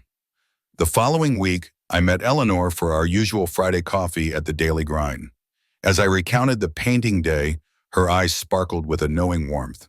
"It's starting to work, isn't it?" she said, her voice gentle but certain. "This new dynamic you're carving out." I sipped my coffee, letting her words sink in. Slowly, I admitted, "There's still tension, especially with Jessica, but with the kids it's easier somehow, more real." Eleanor stirred her tea, her expression thoughtful. "That's because you're showing them the real you," she said, "not the version that's always accommodating, always convenient." Her words struck a chord deep within me. For years, I'd shaped myself to fit my family's needs, tucking away the Maggie who dreamed of art and solitude, who had her own ambitions. Now, slowly, I was letting her step into the light. "Speaking of the real you," Eleanor continued, "are you ready for Sedona? It's coming up soon, isn't it?" I nodded. 3 weeks. And yes, I think I'm ready. What I didn't say was that beneath my excitement ran a current of anxiety. It had been decades since I'd traveled alone, without James or Daniel or the grandchildren in tow. The prospect was thrilling, but it also stirred a quiet fear of being untethered, of facing myself without the roles that had defined me for so long. Eleanor's voice pulled me back. "You're going to love it," she said with conviction. "My niece did a workshop in Taos last year. said it changed her. I smiled, clinging to her certainty. That's what I'm hoping for. A transformation of sorts. Back home, I spent the afternoon organizing my art supplies for the workshop, taking stock of paints and brushes, making a list of what I'd need to buy. When my phone rang, I was startled to see Ruth Simmons's name on the screen. We'd spoken a few times since I joined her Boundaries at Any Age group, but not recently. Maggie, she said, her voice warm and familiar, like a hand extended across the distance. The phone's soft chime broke the quiet rhythm of my afternoon, and I glanced at the screen to see Ruth's name. I hope I'm not interrupting anything too pressing, she said, her voice warm but cautious, as if she could sense the delicate balance of my day. Not at all, I reassured her, setting down a half-sorted pile of paintbrushes and sketch pads. Just wading through my art supplies, trying to make sense of the chaos. My words carried a lightness, but beneath them lay a quiet pride. This wasn't just tidying, it was a small act of reclaiming my space, my time, my passions. Perfect timing then, Ruth replied, her tone brightening. I'm calling because we're hosting a special session next Wednesday at the Golden Years Center, all about grandparenting boundaries. The moment we started planning, your name came to mind. Her words landed with a gentle weight, stirring a mix of gratitude and surprise. Boundaries. How perfectly that word captured the tightrope I'd been walking these past few months. That sounds wonderful, I said, my voice steady despite the swirl of emotions her invitation sparked. Count me in. The topic felt like it had been tailored to my life, as if Ruth had peered into my heart and seen the quiet struggles I'd been navigating. Loving my family fiercely while learning to carve out space for myself. Fantastic, Ruth said, her enthusiasm infectious. And if you're up for it, we'd love for you to share a bit about your recent experiences. Your story has really struck a chord with so many of our members. Her request caught me off guard, like a spotlight swinging unexpectedly in my direction. Share my experiences in front of a group? My pulse quickened, a flicker of doubt creeping in. You mean, like, speak to everyone? I asked, my voice betraying a hint of hesitation. Nothing formal, Ruth clarified quickly, her tone soothing. Just part of the open discussion. Your perspective would mean so much, especially considering the progress you've made. That word, progress, hung in the air, both comforting and wryly amusing. Progress? I was still at the starting line in so many ways, fumbling through this new chapter of balancing independence with the deep, unshakable love I held for my family. Yet there was truth in her words. I'd taken steps, however small, toward honoring my own needs, and that felt like a victory worth sharing. I'd be happy to contribute, I said, surprising myself with the certainty in my voice. As I hung up, a quiet resolve settled over me. I returned to my art supplies, but the task felt different now, less like a chore and more like a ritual. Each brush I placed in its holder, each sketchbook I stacked, was a reminder of the changes I'd been embracing. The upcoming workshop in Sedona wasn't just a painting retreat, it was a bold declaration of my commitment to myself. A canvas where I was painting a new version of my life, stroke by careful stroke. The following Monday, my phone buzzed with a text from Daniel, my son-in-law. Kids have a half-day Wednesday. Any chance you're free to pick them up from school? Would be a huge help. I stared at the message, my thumb hovering over the screen. The request was simple, polite even, with none of the last-minute urgency I'd grown used to in the past. Daniel wasn't assuming I'd drop everything. He was asking, giving me room to respond. Still, the timing couldn't have been more ironic. Wednesday was the Boundaries session at the Golden Years Center, the one I'd promised to attend and contribute to. In the past, I would have said yes without a second thought, reshuffling my plans like a deck of cards to make space for Daniel's needs. But now I paused, letting the decision breathe. The session wasn't just another event on my calendar. It was a chance to deepen my understanding of the boundaries I was working so hard to build, to share my story with others who might feel as torn as I did. It was a commitment to myself, one I wasn't willing to break lightly, yet I didn't want to leave Daniel in a lurch. I loved Ethan and Lily, my grandchildren, with an ache that sometimes caught me by surprise, and I wanted to be there for them and for their parents when I could. I typed carefully, my words measured but kind. I've got a commitment Wednesday afternoon. but I could suggest an alternative if that helps. I hit send, my heart beating a little faster. Would Daniel push back? Would he be frustrated? His reply came swiftly. What alternative? Relief washed over me, followed by a quiet confidence. I could pick them up Thursday instead, if that would work, I offered. Or I'm free Friday afternoon. Another pause, this one longer as Daniel considered. Finally, his response. Thursday would be great. Jessica's got showings all afternoon. Can you grab them at 2 and keep them until dinner? We settled on 3:30 and I'd bring them home after. I'd make it work, I confirmed, already imagining the afternoon with Ethan and Lily's chatter filling my car. The exchange left me with a quiet glow of accomplishment. I'd held firm to my Wednesday commitment without shutting the door on Daniel's request. I'd offered help on my terms, and he'd accepted without argument or guilt.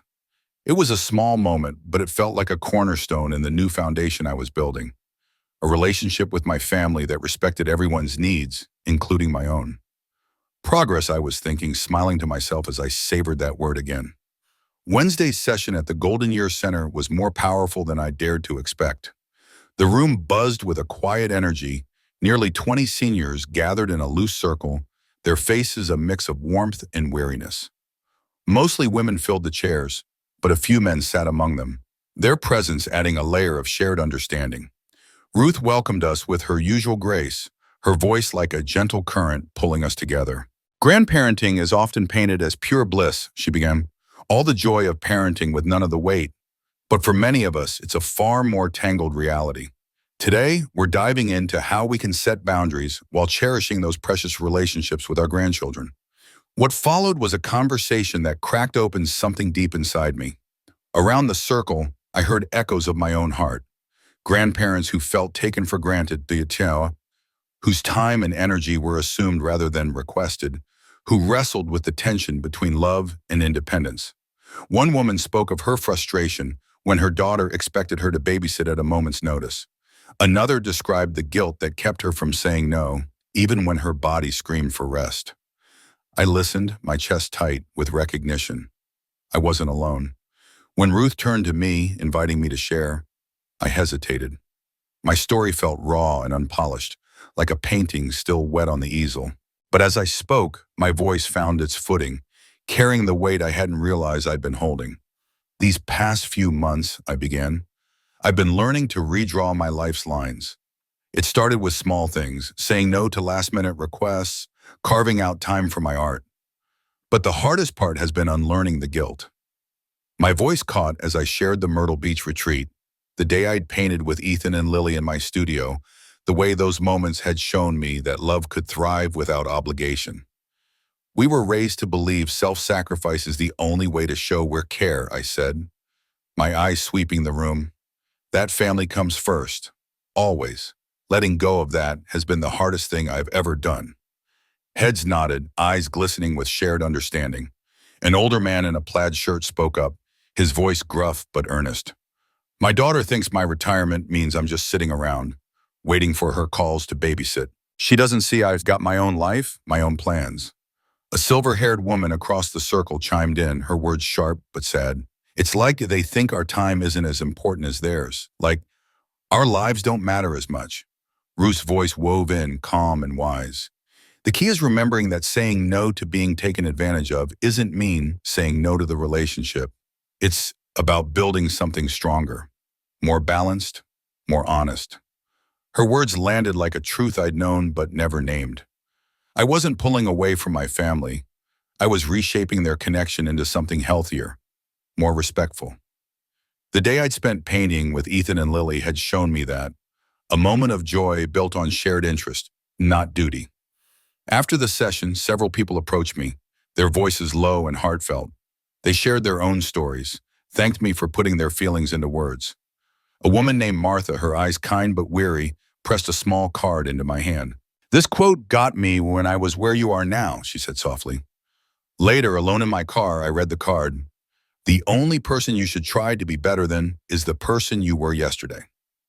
No author was named, but the words wrapped around me like a quiet embrace, perfectly capturing the heart of my journey.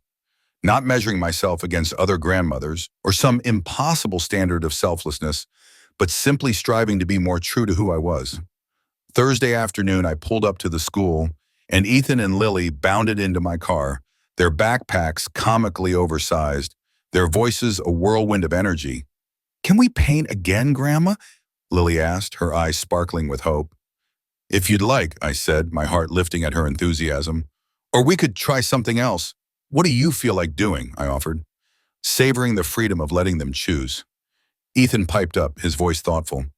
"Could we maybe bake cookies? Dad said you used to make awesome chocolate chip cookies." His words stirred a memory, flour-dusted counters, the smell of melting chocolate, laughter filling my old kitchen. I smiled, feeling the weight of that memory blend with the promise of the new ones to come. "Let's make those cookies," I agreed, and as we drove, their chatter filled the car like sunlight, a reminder that boundaries didn't dim love. They made it brighter, truer, more real. When Daniel mentioned his childhood wish for cookies, it caught me off guard. He rarely shared those memories, especially not with the kids around, and never in my presence. The simplicity of his request, my chocolate chip cookies, felt like a quiet bridge to a past we seldom revisited. It stirred something in me, a warmth tinged with curiosity.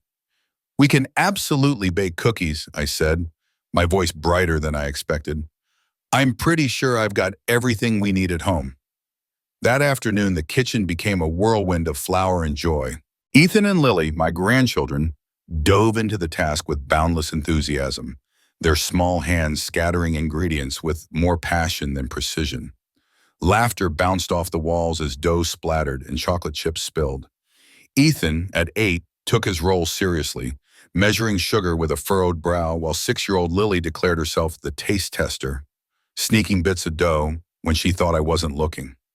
My heart swelled watching them, their messy aprons and flour-dusted cheeks a reminder of how fleeting these moments are. By 5 o'clock, the kitchen was a glorious mess, and several dozen lopsided but fragrant cookies cooled on racks. "Dad's gonna love these," Ethan said, his voice brimming with pride as he carefully packed a container with the best ones. His eyes sparkled with anticipation, imagining Daniel's reaction. Lily, with the unshakable confidence of a 6-year-old, chimed in, "They're better than the bakeries because we made them with love." I couldn't help but laugh, tapping her flour-covered nose. "You're absolutely right, sweetheart," I said, feeling a surge of affection for her certainty. In that moment, the kitchen felt like a sanctuary, a place where love was kneaded into every cookie, where the past and present mingled sweetly. At 6:30, I pulled into Daniel's driveway, the container of cookies resting on the passenger seat. The evening air carried the promise of rain, and as I approached the door, the rich aroma of spaghetti sauce greeted me. Daniel opened the door, an apron tied around his waist, his smile warm and welcoming. "Right on time," he said, his voice light, but with a depth that hinted at gratitude. Before I could respond, Ethan bounded forward, thrusting the container toward his father. "We made your cookies, Dad, the ones you told us about." Daniel's face softened, his eyes tracing the container as if it held more than just cookies. "Mom's famous chocolate chip cookies," he murmured almost to himself. "I haven't had these in years."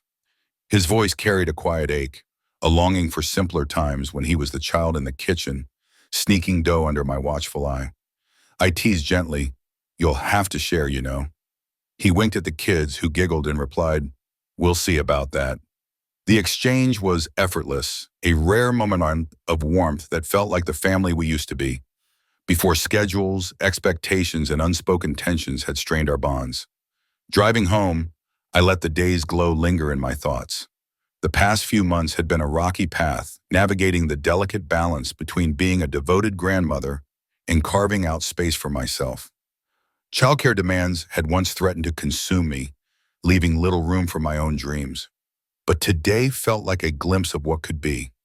A relationship with my family rooted in love and respect, with boundaries that allowed me to thrive. The Sedona workshop, now just 2 weeks away, loomed like a beacon.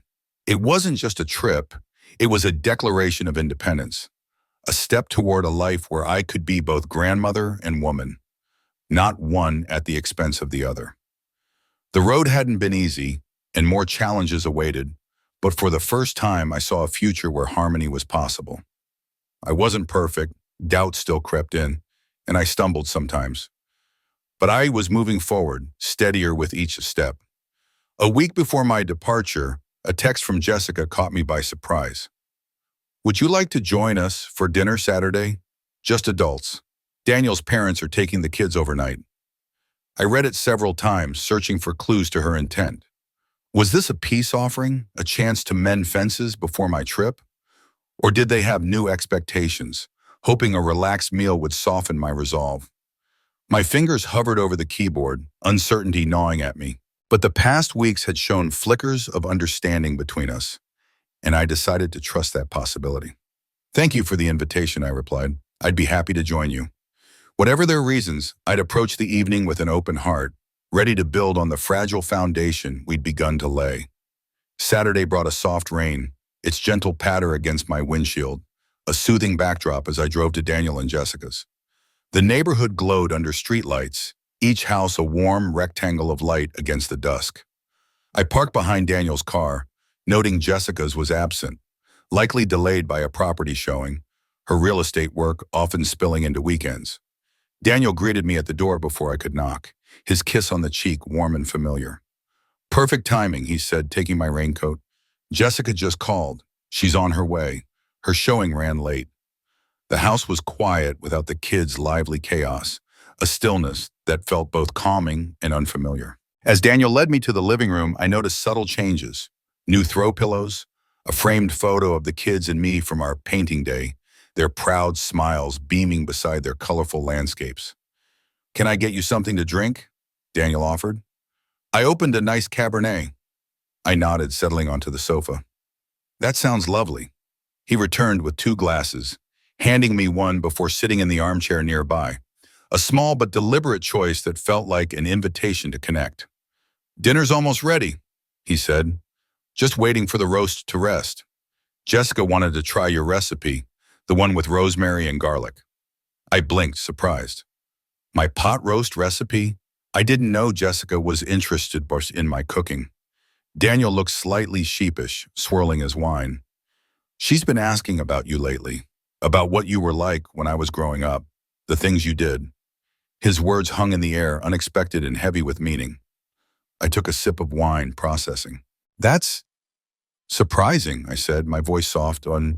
He nodded, his gaze distant. "I think she's trying to understand you better. We both are." Before I could respond, the front door swung open, bringing a gust of cool air in Jessica's voice. "I'm home. Sorry I'm late." She appeared moments later, her professional attire slightly damp, her usually flawless hair frizzed from the rain. "Maggie, you're here already. Wonderful." Her smile was genuine, if a bit frazzled. "Let me freshen up, and we'll eat." As she hurried upstairs, Daniel and I fell into small talk. Weather, work, my upcoming trip. But an undercurrent of tension simmered, both of us skirting deeper topics until Jessica returned. 15 minutes later, Jessica joined us, now in casual clothes, her hair smoothed back. The dining table was set, the aroma of rosemary and garlic filling the room. As we sat, I felt a cautious hope. This dinner, whatever its purpose, was a chance to nurture the tentative understanding we'd begun to build. The rain tapped softly against the windows, and for the first time in a long while, I felt ready to meet whatever came next. Not just as a grandmother, but as a woman claiming her own path.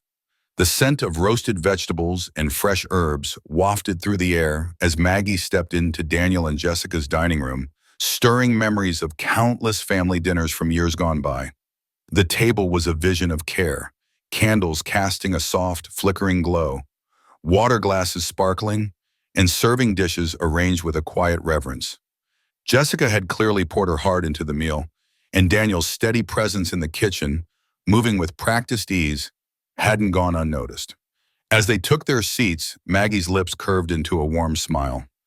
"This smells incredible," she said, her voice laced with nostalgia and genuine admiration. Jessica's face brightened, her eyes gleaming with pride. "I followed your recipe exactly, Maggie. Daniel found it in that old notebook you gave him years ago. Your handwriting's still so precise." There was a softness in her words, a bridge to the past that tugged at Maggie's heart.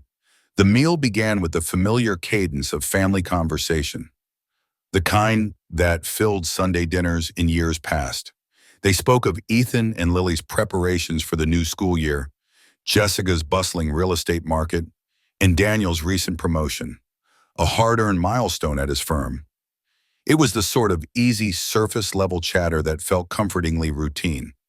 Yet, beneath the familiar rhythm, Maggie sensed a shift, a subtle undercurrent she couldn't quite place. Daniel and Jessica were different tonight, attentive in a way that felt new. They asked about her upcoming trip to Sedona, not with polite obligation but with genuine interest, delving into the workshop's curriculum and her plans with a curiosity that caught her off guard. They listened without interrupting, their focus unwavering, as if seeing her anew. As Daniel poured coffee and Jessica set a store-bought cheesecake on the table, its glossy surface catching the candlelight, Maggie felt the moment's weight settle over her. The evening had been warm, comforting, but there was something unspoken lingering in the air. She set her coffee cup down, the soft clink against the saucer cutting through the quiet. "This has been lovely," she said, her voice steady but tinged with curiosity. "But I'm wondering if there's a reason for all this. Is there something you wanted to talk about?" Her gaze moved between them, searching for answers. Daniel and Jessica shared a glance, a wordless exchange honed by years of marriage. Jessica gave a slight nod, and Daniel cleared his throat, his fingers tapping lightly against the table. "Actually, yes," he said, his voice measured but firm. "We wanted to have this conversation before you leave for Sedona." Maggie braced herself, her mind sifting through possibilities. Another request to watch the kids, perhaps, or some new expectation for when she returned. But Daniel's next words stopped her cold. "Mom," he said, his tone softening, "Jessica and I have been doing a lot of thinking, and we owe you an apology." The word apology landed like a stone in still water, rippling through her thoughts. She stayed silent, her heart pounding as she waited for him to continue. "We've taken you for granted, Brendan," he said, his voice carrying the faint echo of the boy who once stood before her, confessing tearfully to breaking her favorite vase. "For years, really. We just assumed your time was ours, that our needs always came first." Jessica leaned forward, her expression earnest, her hands clasped tightly. "When you started setting boundaries, I was upset," she admitted, a flush creeping up her cheeks.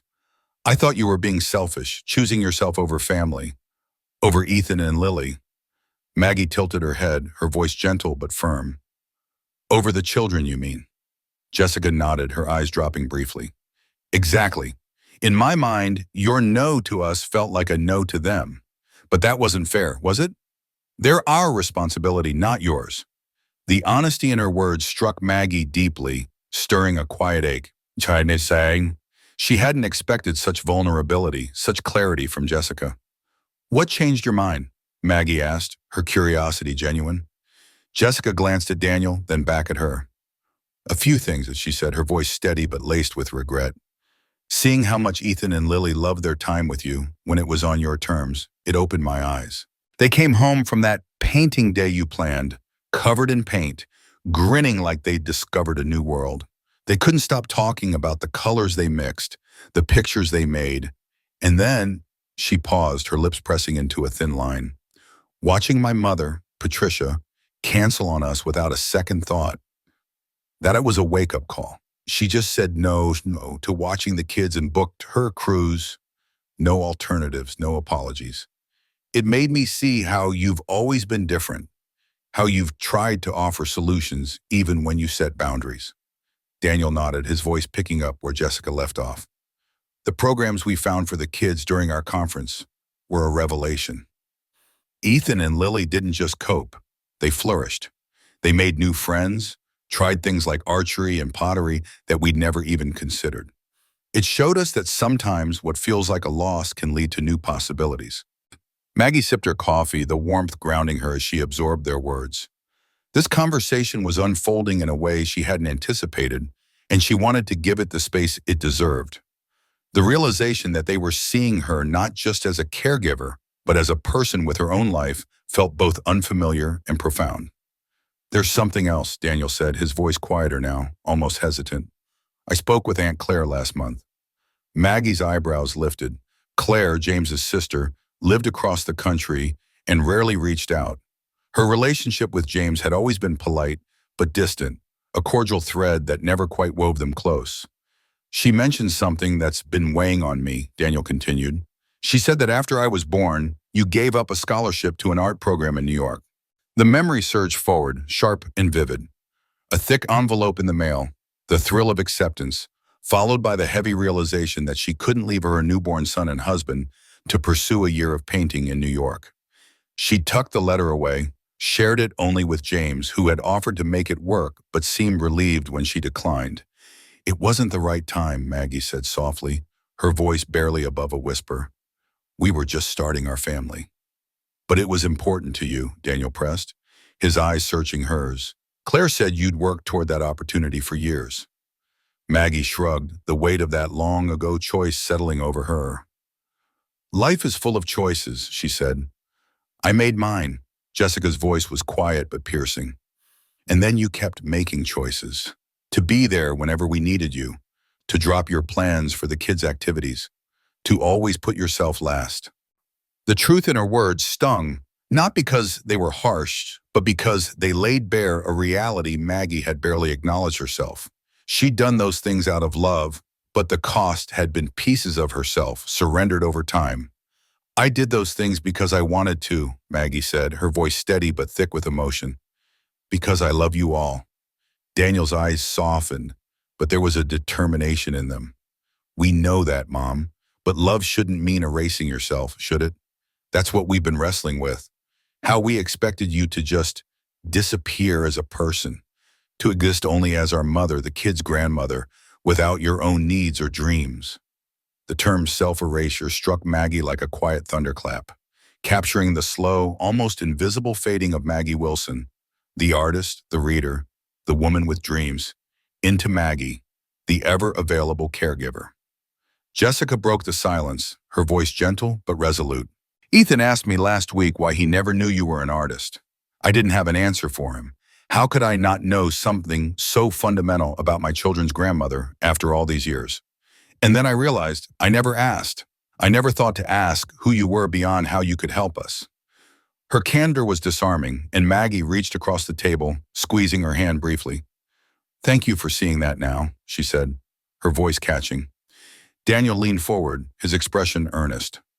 We want things to be different, Mom. We want to respect your time, your life.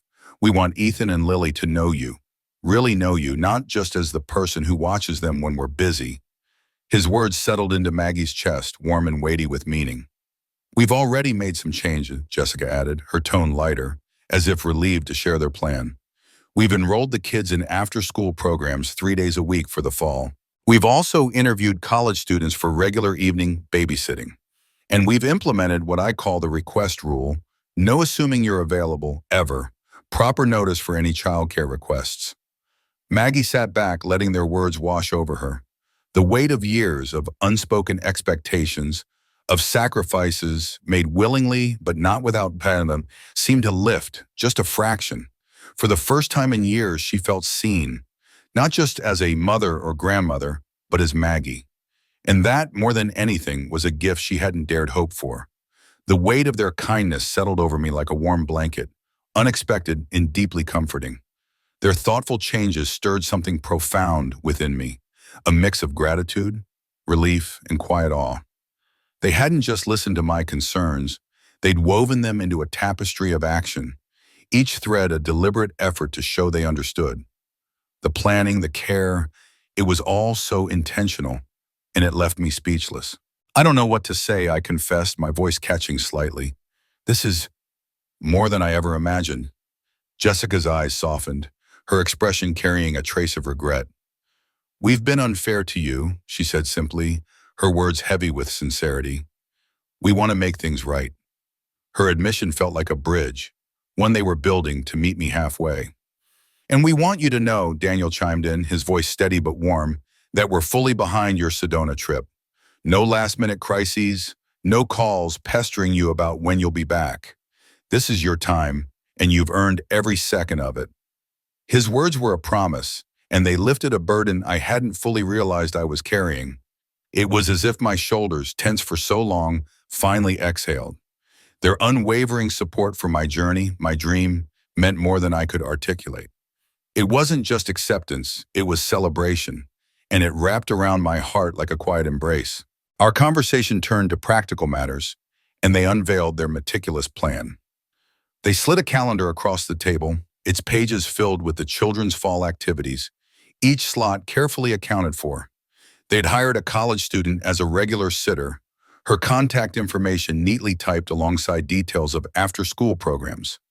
Every detail was handled, every contingency considered, all without a single expectation for me to step in. The effort they'd put into this organization was a gift in itself, a silent acknowledgement that my time was my own. I sat there marveling at how they'd crafted a structure that required nothing from me, freeing me to pursue my passion without a backward glance. As we sipped our coffee, Jessica leaned forward, her voice gentle but earnest. "One more thing," she said. "When you come back from Sedona, we'd love to host a small gathering. Nothing fancy, just a chance for you to share your experience, maybe show some of the work you create at the workshop. Only if you're up for it, of course." The offer caught me off guard, a tender gesture that recognized my art not as a hobby to be tolerated, but as a passion worth celebrating. My heart swelled at the thought of them wanting to honor my journey in such a personal way. "I'd love that," I replied, my voice thick with sincerity, already picturing the warmth of that future evening. As the night wound down, I found myself reflecting on the seismic shift that had unfolded. What had started as my quiet stand for personal boundaries had blossomed into something far greater, a recalibration of our family's entire dynamic. We were no longer just navigating obligations, we were building a foundation of mutual respect, one that strengthened our ties rather than straining them. The realization felt like a soft glow illuminating the path we were now walking together. Daniel walked me to my car, holding an umbrella to shield us from the gentle rain that pattered around us. At my car door, he paused, his face shadowed but thoughtful. Then, unexpectedly, he pulled me into a hug, his arms tight around me. "I'm sorry it took us so long to get here," he murmured, his voice low and raw. "Dad would be disappointed in me." The mention of his father, James, startled me, and I pulled back to meet his gaze, searching his eyes in the dim light. "Why would you say that?" I asked softly, my heart tilting toward him. Daniel's expression was pensive, his words measured. He always told me to notice the quiet sacrifices, the ones that cost the most. I didn't really understand what he meant until now. His voice carried the weight of revelation, and I could see the flicker of his father's wisdom dawning in him. James had always had that gift, an ability to see the unspoken, the small ways people bent their lives for others, often at great personal expense. It was one of the things I'd loved most about him, and seeing it reflected in Daniel now brought a lump to my throat. "Your father would be proud of the man you are," I assured him, my hand resting on his arm. "Especially now." My words were steady, but they carried the depth of my belief in him, in the way he was stepping into his own kind of quiet attentiveness. The week before my Sedona trip was a whirlwind of preparation, each moment infused with a sense of sacred anticipation. I packed my art supplies with the care of a pilgrim, preparing for a holy journey, selecting brushes, papers, and paints with deliberate reverence. Each item felt like a promise to myself, a commitment to embrace this time fully. My suitcase brimmed with light clothing for warm desert days, cozy layers for cool evenings, sturdy shoes for wandering the rugged landscape, and a wide-brimmed hat to guard against the southwestern sun. Every choice was intentional, a small act of claiming this adventure as mine. The day before I left, Ellen stopped by, her smile warm and conspiratorial. She handed me a leather-bound sketchbook, its cover smooth and inviting. "For your thoughts and impressions," she explained, her eyes twinkling. "Sometimes words capture what paint can't." The gift was perfect, a nod to the parts of me that went beyond the canvas, and I hugged her tightly, grateful for her quiet understanding. Ruth called later that evening, her voice brimming with encouragement. "You're becoming an inspiration, you know," she teased gently. "Several members of our Boundaries group have started setting their own after hearing your story." Her words landed softly, a reminder that my choices were rippling outward, touching others in ways I hadn't anticipated. Even Patricia, Jessica's mother, sent a brief text that made me smile. Enjoy your workshop. Boundaries are beautiful things. The support from every corner of my life felt like a chorus, lifting me toward my journey. The morning of my departure dawned crisp and golden, the kind of day that felt like a fresh beginning. I'd arranged for a car service to the airport, insisting that Daniel and Jessica not disrupt their workday. So when I heard a car in my driveway an hour early, I assumed it was a mix-up. Peering out the window, I was stunned to see not a town car, but Daniel's SUV, with all four of them, Daniel, Jessica, Ethan, and Lily, spilling out, their faces bright with excitement. The children clutched handmade cards and a small gift bag, their energy infectious. "Surprise!" Lily shouted as I opened the door, her grin wide enough to light the morning. Ethan, more solemn but no less earnest, handed me the gift bag. "It's for your trip," he said, "so you don't forget us while you're painting." Inside was a small frame holding a recent photo of the four of them, their summer tans and the children's growth marking the moment. On the back, each had written a message in their own hand. "Have an amazing time. Can't wait to see your paintings. Daniel, enjoy every moment. You deserve this. Jessica, paint some awesome pictures. Love you. Ethan, I'm proud of you, Grandma. Lily." I suspected Jessica had helped with Lily's spelling, but the sentiment, "proud of you," pierced me. Tears welled in my eyes, not just for the words, but for what they represented. A family seeing me, truly seeing me, as someone with dreams and achievements worthy of their pride. "We wanted to send you off properly," Jessica explained, her smile soft but radiant. "The kids have been planning this all week." "We're driving you to the airport," Lily declared, bouncing on her toes. "Daddy said we can go all the way to the security line." Daniel shrugged, a sheepish grin tugging at his lips. "If that's okay with you, we thought it'd be nicer than a taxi." "It's perfect," I said, my voice thick with emotion, my heart swelling at the thoughtfulness of their gesture. The drive to the airport was a symphony of chatter. The children's voices weaving tales of what I might see in Arizona. Cacti, red rocks, maybe even a roadrunner, like in the cartoons. They peppered me with questions about when I'd be back and made solemn promises to water my plants while I was gone. There was no mention of schedules or logistics, no hint of the responsibilities I'd once carried so heavily. Instead, it was just a family sharing in the joy of an adventure, their excitement a mirror of my own. At the airport, the children hugged me fiercely, extracting promises for postcards and souvenirs. Jessica embraced me next, her whisper warm against my ear. "Thank you for teaching us all something important," she said, her voice trembling slightly. Daniel was last, his hug tight and lingering, the way he'd hugged me as a boy, reluctant to let go. "Have the time of your life, Mom," he said, his voice rough with emotion. "You've earned every minute." As I walked toward the terminal, my suitcase rolling behind me, I turned once to wave. They were still there, Daniel, Jessica, Ethan, and Lily, waving back, their figures framed against the morning light. I carried that image with me, a beacon of love and support, as I stepped into the adventure ahead. As I stood in the bustling airport terminal, a wave of exhilaration washed over me, tinged with a quiet certainty that felt both unfamiliar and deeply right. It wasn't the gnawing guilt or restless anxiety that might have gripped me months ago at the thought of leaving my family behind. Instead, it was a warm, unshakable conviction that I was exactly where I was meant to be, doing precisely what my soul had been yearning for. The security line moved swiftly for a morning flight, and as I placed my carry-on bag onto the conveyor belt, the TSA agent glanced at my boarding pass. "Sedona," she remarked, her voice carrying a hint of warmth. "Gorgeous place. Special occasion?" I felt a spark of pride as I answered, "Yes, a painting workshop. It's something I've dreamed of doing for years." My smile widened, not just at the thought of the adventure ahead, but at the simple act of claiming it for myself. "Traveling alone?" she asked, her tone casual but her eyes sharp, as if assessing more than just my itinerary. It was the kind of question security personnel often use to gauge passengers, but it felt personal, like an invitation to affirm my choice. "Yes," I said, the word carrying a weight that grew stronger each time I spoke it. "Just me." It was a declaration, a quiet rebellion against the expectations I'd carried for so long. Her eyes crinkled above her mask, a smile breaking through. "Good for you," she said. "Enjoy every moment."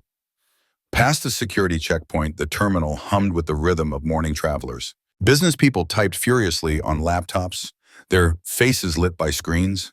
Families wrangled sleepy children, coaxing them with promises of snacks. Baristas at the coffee stand crafted intricate lattes for bleary-eyed passengers, desperate for a caffeine boost. I found a quiet corner near my gate and settled into a chair, pulling out my phone to send a quick text to Eleanor or letting her know I'd made it to the airport safely.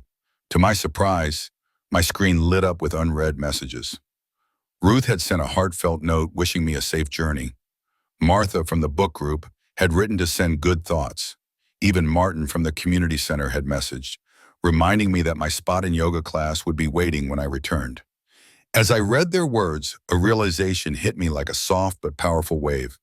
In the months since I'd begun setting boundaries with my family, I'd unwittingly woven a new tapestry of connection.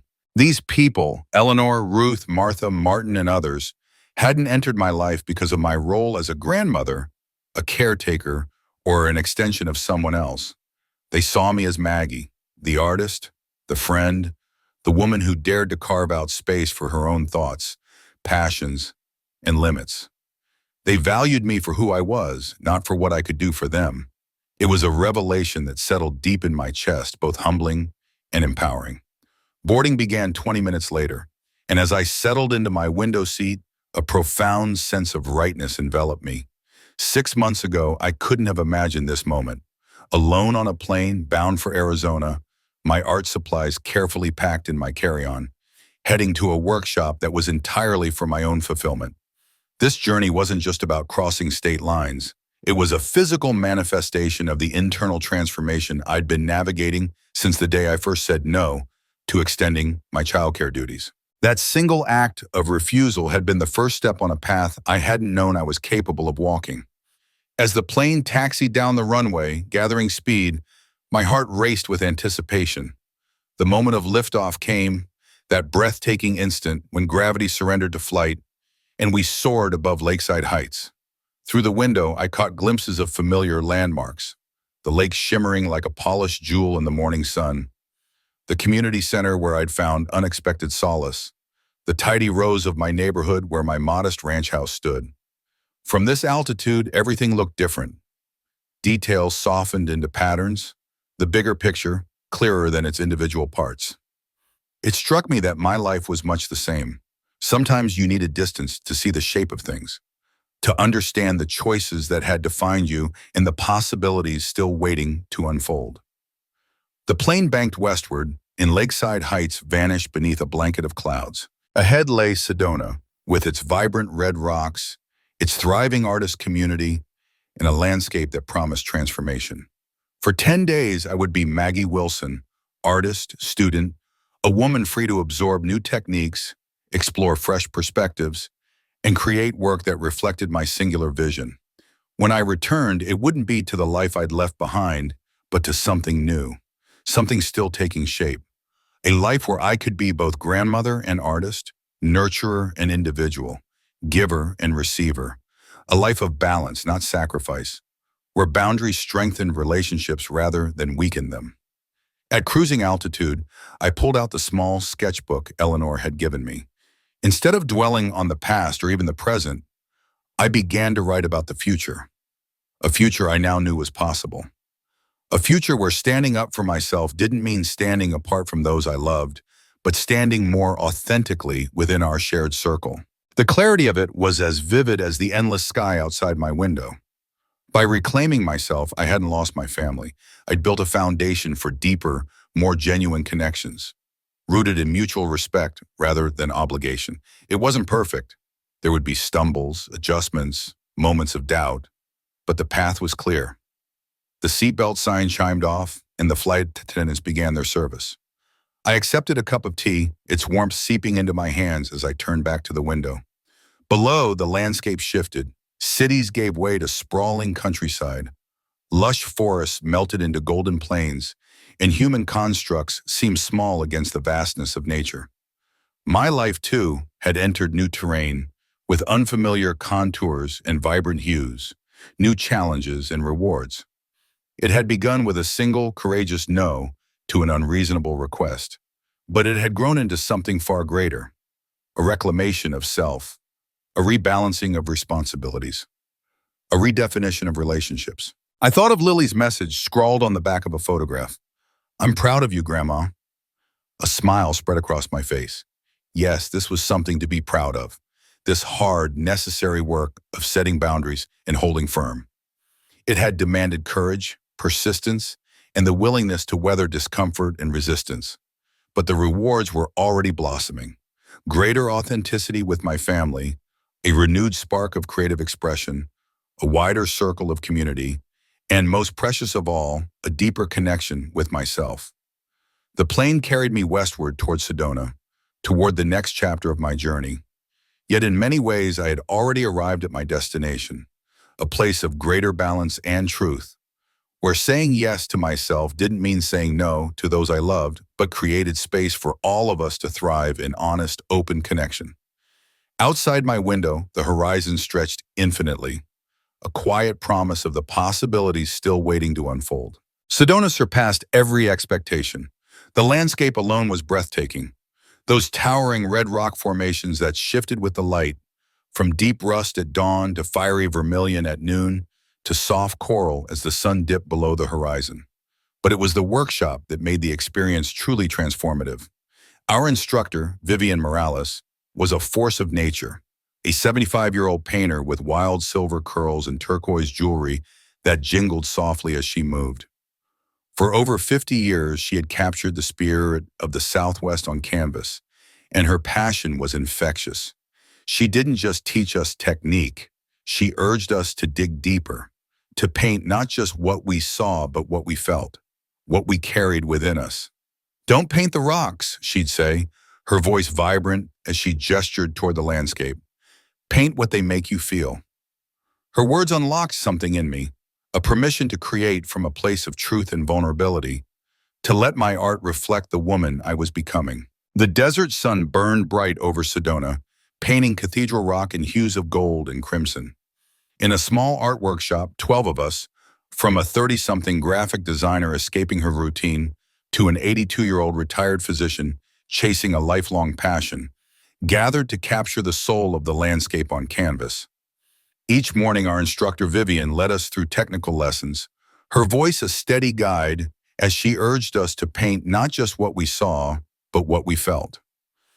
Afternoons found us in the field, easels sinking into the red earth at sites Vivian chose for their perfect balance of light and stone, where the desert seemed to whisper its secrets. Evenings were for gathering in the lodge's common room where wine flowed. Locally sourced cheese sparked conversation, and critiques became a shared exploration of our inner worlds. In those evening discussions, I began to unravel my own story, not just as an artist, but as a woman rediscovering herself after years of living for others.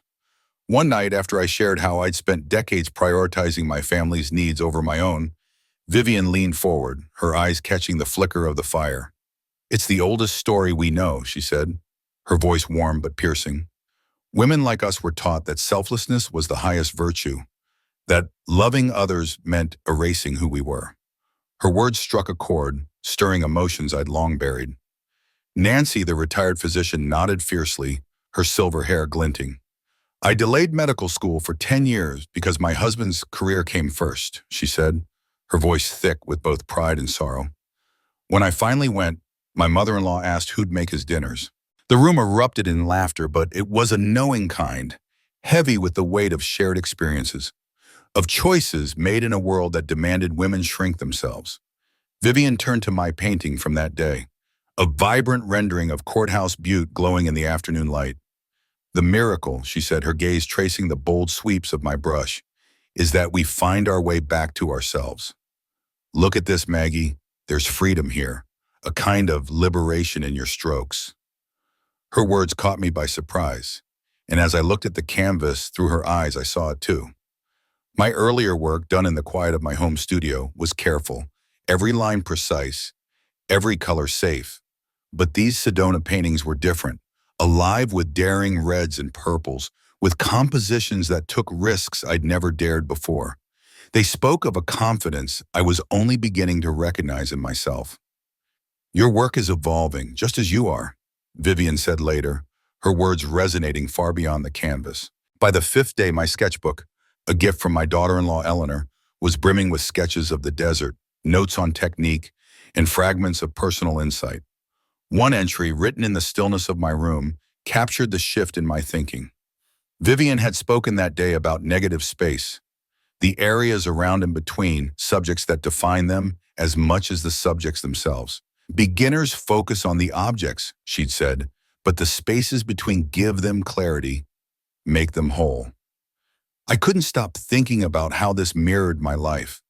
For years, I'd poured myself into the objects, Daniel, Jessica, my grandchildren, without carving out the negative space I needed for myself. That night, I wrote, "All these years, I've defined myself through others, but it's the boundaries, the spaces I claim for myself, that make our relationships clearer, stronger. They let each of us shine in the composition of our lives." The workshop days flew by, each one a blend of challenges and quiet victories. I called home just once, speaking briefly with Daniel. True to his promise, he didn't ask when I'd be back, only if I was enjoying myself and if the workshop was what I'd hoped.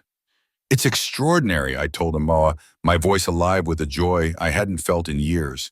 "I'm learning so much about painting, about myself." He paused, then said, "I hear it in your voice, Maggie.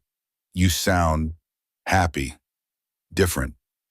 His words caught me off guard, but they were true. "I am," I said, the realization washing over me. "I'm happy." It was a happiness that ran deep, rooted in the rediscovery of a part of myself I'd long forgotten. On our final evening, Vivian organized an informal exhibition in the lodge's gathering space. Each of us chose 3 pieces to represent our journey. I selected my first day's hesitant sketch of Bell Rock, a mid-workshop painting of Coffee Pot Rock that showed my growing boldness, and my final piece, a panoramic view of Cathedral Rock reflected in Oak Creek, which Vivian had called a genuine breakthrough. As we toasted our growth and the connections we'd forged, I thought back on the path that had led me here. It hadn't been easy, saying no to extending our Myrtle Beach vacation, the dinner with Daniel and Jessica where I'd first voiced my need for this trip. But every step, every doubt, every moment of clarity had brought me closer to this version of myself. As we packed our supplies on the final morning, Vivian pulled me aside. "You're going home a different woman," she said, her eyes bright with understanding. "They'll expect the old Maggie. Give them time to know this new one." Her words echoed in my mind as I boarded the plane, a quiet promise of change. At Lakeside Airport, Daniel waited at baggage claim, a bouquet of autumn flowers in hand. His smile was warm, but I saw a flicker of surprise in his eyes, as if he were meeting someone new. "Welcome home," he said, pulling me into a hug. "You look different." I laughed, brushing it off. Just a tone and some desert wrinkles. But we both knew it was more. The changes weren't just in my sun-warmed skin or the lightness in my step. They were deeper, a quiet strength that shone through. "The kids can't wait to see you," Daniel said as we loaded my bags into the car. Lily made a paper chain to count down the days. The image of my grandchildren, Ethan and Lily, eagerly awaiting me filled my heart with warmth. "I've missed them," I said, "and I've brought them something special." Beyond the turquoise bracelets and miniature cacti I'd picked up, I'd painted 2 small canvases just for them. Ethan's captured Sedona's red cliffs against a vivid blue sky, bold and dramatic. Lily's glowed with the soft hues of a desert sunset, a hummingbird hovering near blooming cacti. "You painted those for them?" Daniel asked, glancing at the wrapped canvases. "They'll be thrilled." I smiled. I wanted them to have something unique, something made just for them. As we drove through familiar streets toward home, Daniel shared updates on the small moments I'd missed, but my thoughts lingered on the journey I'd taken, not just to Sedona, but into myself. Over the past 10 days, Ethan's soccer team had clinched a spot in the state finals, a triumph that filled him with uncontainable pride, his young face glowing with the thrill of victory.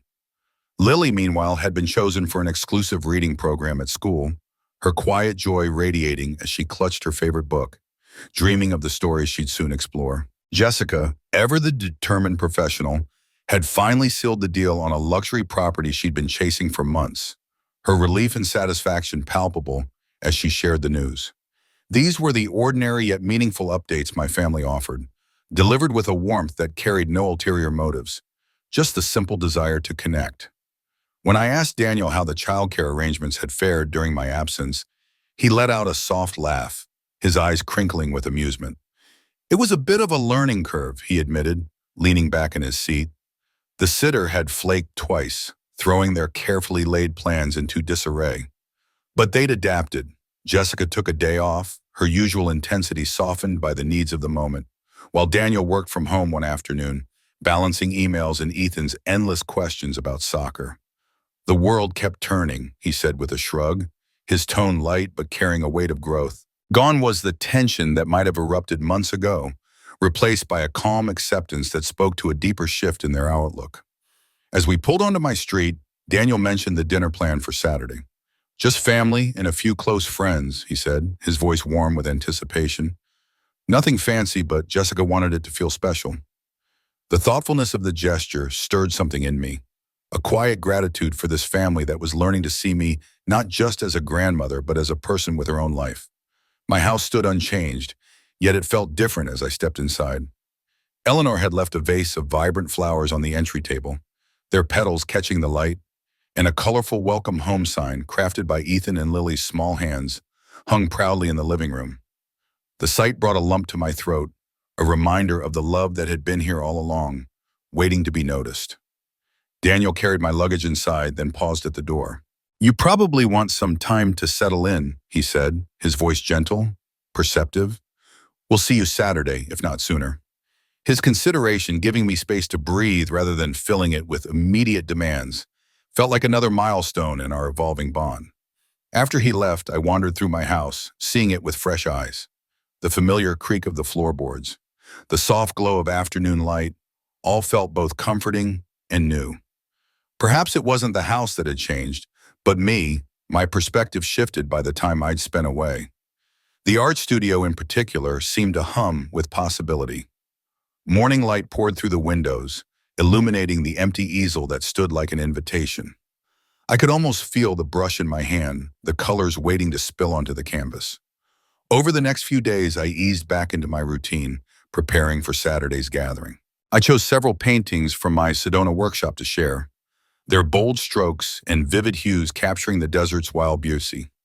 I had the best ones framed at a local shop, each piece a testament to the journey I'd taken. I also compiled a small album of photographs and sketches, a tangible record of the insights I'd gained. Eleanor stopped by for coffee the day after my return, her curiosity about my trip as bright as the autumn light filtering into the sunroom. As we sat, I found myself recounting the experience with a clarity that surprised me. It wasn't just about painting, I told her, opening the sketchbook she'd gifted me, now brimming with notes and drawings. It was about learning to see, really see the world and my place in it. My voice trembled with the weight of that realization, the way the desert had stripped away my distractions and left me face to face with myself. Eleanor's eyes softened with understanding, her nod encouraging me to continue. How does it feel to be back? She asked, her question lingering in the air. I hesitated, searching for the right words. Different, I said finally. Like I'm still me, but I'm relating to everything in a new way. Does that even make sense, Wedeweo? She smiled, her warmth reassuring. Perfect sense. You've changed your lens, Maggie. That changes how you see yourself, and everything else shifts with it. Saturday dawned with the kind of early autumn weather that felt like a gift. Crisp morning air warming into a golden afternoon, the sky a deep, endless blue. I dressed with care, choosing a deep teal blouse that brought out the subtle tan I'd gained in Sedona, paired with silver jewelry that glinted with desert-inspired designs. When the doorbell rang at precisely 3, I opened it to find not just Daniel, Jessica, and the children, but a small crowd of familiar faces. Eleanor was there, along with Ruth from my Boundaries group, Martin from the community center, several friends from yoga, and even Patricia, who'd flown in just for the occasion. Lily bounced with excitement, her voice ringing out. Surprise! It's a welcome home party! Jessica stepped forward, her smile genuine and unguarded. "We wanted to celebrate your return properly," she said, her eyes meeting mine with a rare vulnerability. "Hope you don't mind the extra guests." My heart swelled with gratitude. "Not at all," I replied, touched by the effort to weave together my family and the community I'd been rebuilding. The backyard had been transformed into a magical space. String lights twinkled from the branches, casting a soft glow. A beautifully arranged buffet adorned the patio table, and my Sedona paintings were displayed against a neutral backdrop, each one thoughtfully lit to highlight its colors. "This is incredible," I said, my voice catching as I took in the care they'd put into every detail. Daniel rested a hand on my shoulder, his touch grounding. "You don't need to say anything," he said softly. "Just enjoy being surrounded by people who love you." The afternoon flowed effortlessly, filled with laughter, shared stories, and the easy rhythm of connection. Later, Daniel stepped forward to introduce my artwork, his voice steady with pride. "Many of you know my mother as Grandma Maggie," he began, addressing the gathered guests. "But before she was my mother, or Ethan and Lily's grandmother, she was an artist. It took us too long to see that, but we're learning now." His words hit me like a wave, tears prickling my eyes as I felt truly seen, perhaps for the first time in years. The guests moved among the paintings, their questions and appreciation drawing me into conversations about technique, inspiration, and the emotions woven into each piece. I thought of Vivian, my Sedona instructor, who'd urged me to paint not just what I saw, but what I felt. As the celebration continued, I stood slightly apart, watching the blend of old and new connections, family, friends, and community, interacting with a warmth that felt like home. Patricia approached, a glass of wine in hand, her expression thoughtful. "Quite the transformation," she said, nodding toward the paintings. "In the artwork, I mean. And maybe elsewhere, too." I smiled, appreciating her candor. "Yes, on both counts." She glanced at Jessica, who was laughing with Ruth and Eleanor across the yard. "Jessica seems different," Patricia observed. "Less controlling, maybe." I nodded, my gaze following hers. "We're all changing," I said, "finding a better balance." Patricia's eyes held a flicker of respect. "When Jessica told me you'd refuse to babysit during their conference, I thought, good for her. It's about time." As the golden hues of the afternoon melted into the soft glow of early evening, I sat with Patricia, our glasses clinking in a quiet toast. "To boundaries," she said, her voice warm with conviction, "and the courage it takes to set them." I met her gaze, feeling a surge of gratitude for this unexpected moment of connection. I hadn't foreseen how my small act of reclaiming a piece of myself, time to paint, to breathe, to be Maggie again, would ripple through our family, reshaping dynamics in ways I could never have predicted. It wasn't just about me, it was about all of us finding a new way to love and live together. The children, Ethan and Lily, burst into the scene, their faces alight with pride as they presented me with a handmade book titled Grandma Maggie's Art Adventure. Each page was a vibrant explosion of crayon-drawn red rocks, spiky cacti, and desert creatures, with a gray-haired figure at an easel, surrounded by speech bubbles proclaiming, "This is my best painting ever. And I love being an artist." I knelt down, my heart swelling as I traced my fingers over their careful, colorful work. "This is absolutely perfect," I told them, my voice thick with emotion. "You've captured Sedona so beautifully." Ethan's eyes sparkled with pride. "Dad showed us pictures on the computer so we could get the rocks right," he explained. Ever the meticulous one. Lily, bouncing with excitement, pointed to her contributions. "I drew the cactuses. Did you see real ones, Grandma?" I nodded, smiling. "I did, and your drawings are spot on. In fact," I reached for 2 small wrapped packages I'd set aside earlier. "I brought you both something special." Their reactions to the small paintings I'd created for them in Sedona were everything I'd hoped for. Ethan, analytical as ever, studied his with a furrowed brow, peppering me with questions about brushstrokes and color blending, his young mind hungry for the mechanics of art. Lily, on the other hand, clutched hers to her chest, her eyes wide with awe. "It's the most beautiful picture ever," she declared, already planning where it would hang in her room. Watching them, I felt a warmth I hadn't realized I'd been missing, a sense that I was giving them not just gifts, but pieces of my heart, painted with love and intention. Jessica, their mother, observed this exchange with a softness in her expression that caught me off guard. She was usually so composed, so practical, but in that moment I saw something deeper, a quiet tenderness. When the children scampered off to show their treasures to the other guests, she approached me, her voice low but sincere. "Those paintings mean the world to them, Maggie. They'll treasure them forever." I swallowed the lump in my throat. "I hope so," I said softly. "I poured so much love into them." A fleeting look crossed her face, part realization, part regret, as if she were seeing me anew. "That's what you've always given them, isn't it?" she said almost to herself. "Love, just in different ways. We didn't always see it for what it was." Her words struck me, coming from someone I'd always thought prioritized logic over sentiment. I nodded, keeping my response simple. Different expressions of the same love. Jessica paused, her eyes searching mine. "When you started setting boundaries, I took it personally. I thought you were pulling away, that you were giving less of yourself to us. But that wasn't it, was it?" I shook my head, my heart full. "Not at all. If anything, having those boundaries has let me be more present, more myself when I'm with you all." She nodded slowly, processing this. "I see it now. The kids feel it too. They talk about special time with grandma differently, not just as something they get all the time, but as something meaningful, something they cherish." Her admission warmed me, a quiet acknowledgement that my choices, though initially jarring, had deepened our connection rather than diminished it. As the evening unfolded and guests began to drift away, I found myself on the patio with Daniel, my son, watching the last streaks of sunset fade into the horizon. The air was cool, carrying the faint scent of blooming jasmine, and the moment felt like a pause, a chance to reflect. "You've built quite a life for yourself these past few months," Daniel remarked, gesturing toward the now empty space where friends had gathered earlier. "All these people who value you, who see you for who you are." I smiled, a bittersweet ache in my chest. "They were always there," I said. "I just didn't have the energy to nurture those friendships when I was always on call for childcare."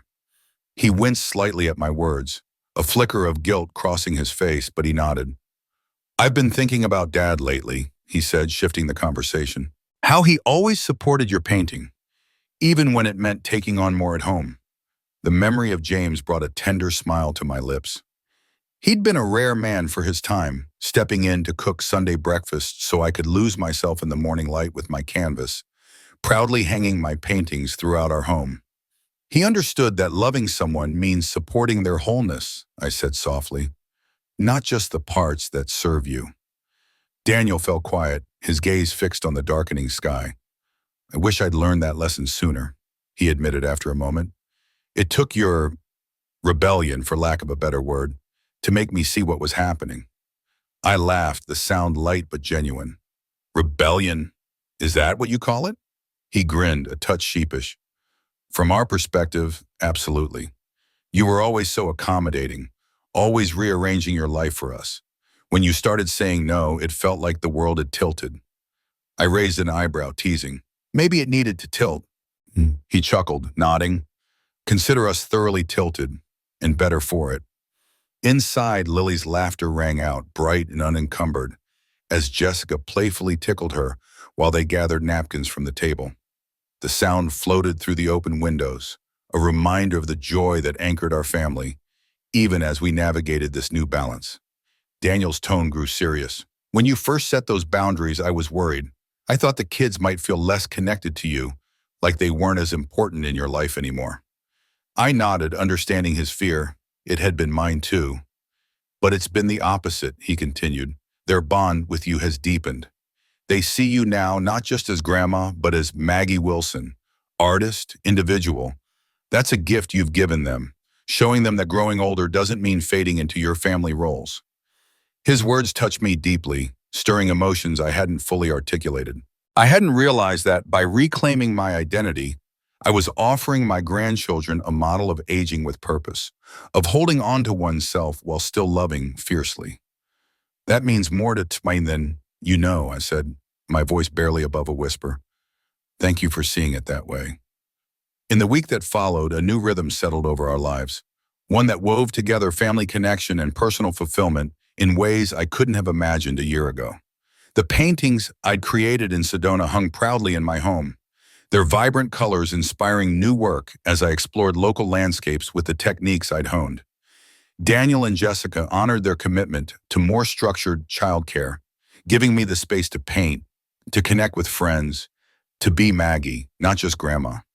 And in that space, I found a deeper presence, a richer love to share with my family, one that felt truer than ever before. For years, I had been the ever-present grandmother, the one who filled in the gaps for my family's needs with after-school programs and babysitters as my son Daniel and his wife Jessica juggled their demanding careers. When they did reach out for my help, their requests came with a sincerity that warmed my heart. Not demands born of entitlement, but genuine appeals, always with advance notice and an unspoken understanding that I could say no. This shift in our dynamic, small as it might seem, felt like a quiet revolution. It wasn't just about childcare anymore. It was about respect, about seeing me as more than a role to be filled. What touched me even more deeply was how they began to weave me into their lives in ways that transcended my grandmotherly duties. Jessica, with her keen eye for art fostered through her real estate connections, invited me to a gallery opening showcasing artists she'd discovered. I remember standing among the vibrant canvases, the hum of conversation around me, feeling a spark of pride as she introduced me not just as her mother-in-law, but as someone whose artistic perspective she valued. It was a moment that stirred something long dormant in me, a recognition of my own creative spirit, one I'd set aside for years to prioritize family. Similarly, Daniel sought my input on a marketing campaign his firm was developing. Sitting across from him at the kitchen table, papers strewn between us, I felt a surge of validation as he listened intently to my thoughts, valuing my professional experience from decades past. These gestures weren't just kind, they were a quiet acknowledgement of parts of me I'd almost forgotten. My artistic eye, my career insights, my voice as a woman who had navigated cultural shifts over decades. With my grandchildren, Lily and Ethan, our connection blossomed into something uniquely ours. Every other Saturday transformed into art, morning with Grandma, a sacred ritual in my studio. The space filled with the scent of paint and the soft light filtering through the windows became our sanctuary. Lily, with her intuitive grasp of color, would sweep bold, expressive strokes across her canvas, her laughter bubbling up as she mixed vibrant hues. Ethan, more methodical, gravitated toward architectural sketches, his pencil tracing precise lines to capture landscapes with mathematical precision. Watching them, I was transported back to my own childhood. Those moments when I first discovered the magic of creating something from nothing. Their enthusiasm was a mirror to my own early passion, weaving a thread of continuity across generations. Those mornings weren't just about teaching them technique.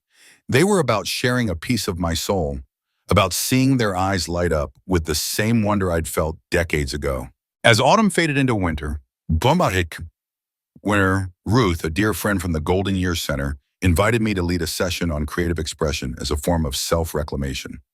Standing before the group, many of whom had walked beside me as I set boundaries with my family, I felt a profound sense of closure, as if I'd come full circle. I shared my own journey, holding up two paintings, one from before I'd reclaimed my time and passions, and one created after. Art and boundaries might seem unrelated, I told them, my voice steady with conviction, but both demand the same clarity of vision. You have to decide what to keep in the frame and what to leave out, to honor your own truth even when others don't understand. The room buzzed with discussion as participants opened up about their own buried dreams, writing, gardening, music, sacrificed under the weight of family obligations. Martha, a soft-spoken woman whose wisdom always carried weight, summed it up beautifully. When we honor ourselves more fully, we find we have more love to give, not less. Her words struck a chord deep within me, encapsulating the truth I'd come to live. By stepping back from being endlessly available, by nurturing my own interests and community, I had deepened my connection with my family. The grandmother who painted with Lily and Ethan, fully present and sharing her authentic passion, gave them something far richer than the one who had sidelined her own dreams to be perpetually on call. As the Christmas season approached, a time that often brought family tension and unspoken expectations, I noticed a newfound calm within myself. The boundaries I'd set had created space for intentional planning and open communication. Jessica called me in early December, her voice warm over the phone. "We'd love for you to join us for Christmas Eve dinner," she said, "around 5, so you can have Christmas morning to yourself. I remember you saying you enjoy that time." Her thoughtfulness, so new and yet so natural, touched me deeply. A year ago, such consideration would have felt impossible. "That sounds perfect," I replied, my heart full. "I'll bring my cranberry orange bread, Daniel's favorite, and would you be open to me doing a special art project with the kids that afternoon? Something for their teachers?" Jessica laughed, delighted. They insisted only Grandma could help them do it right. The specificity of the request, a defined time, centered on something I loved, made me smile. It was a small but profound shift, a testament to the mutual respect we'd cultivated. On Christmas Eve morning, I woke to the soft hush of snowfall, the first white Christmas our area had seen in nearly a decade. Standing at my studio window, I watched fat flakes drift past, settling gently on the oak tree's branches outside. A quiet contentment washed over me, as if the snow were blanketing not just the world but my heart. The year had been a journey of unexpected challenges, difficult conversations, moments of discomfort, and waves of self-doubt. Yet here I was, in my studio, surrounded by my work, anticipating a day that balanced solitude and family connection. I knew with a certainty that settled deep in my bones that every hard step bushel had been worth it. Inspired, I picked up a brush and a small canvas, compelled to capture the snow-draped oak tree. As I mixed colors, cool grays and soft whites against the warm browns of the bark, I reflected on the lessons of the past year. Boundaries had taught me balance. Reclaiming myself had shown me the power of healthy love. The painting took shape, the oak's sturdy trunk standing resolute against a winter sky, its branches both bearing the weight of snow and reaching for the light. It felt like a mirror of my own journey. Rooted in family, yet growing toward personal fulfillment, strong enough to carry life's burdens without being defined by them. When the painting was complete, I stepped back, studying it. It held everything I'd hoped to convey: resilience, beauty, and the quiet dignity of something that had endured many seasons yet continued to thrive. I decided to bring it to Daniel and Jessica's that evening, a gift that symbolized the lessons we'd learned together about honoring both connection and independence, giving and receiving. As I wrapped the canvas, a title came to mind: Growing Season. It felt fitting, a nod to the year's challenges and transformations, a season of authentic growth for us all. Driving through snow-dusted streets to my son's home, Christmas gifts and art supplies tucked beside me, I felt a deep gratitude for the difficult no that had sparked this journey. By standing up for myself, I had given my family something far greater than endless childcare.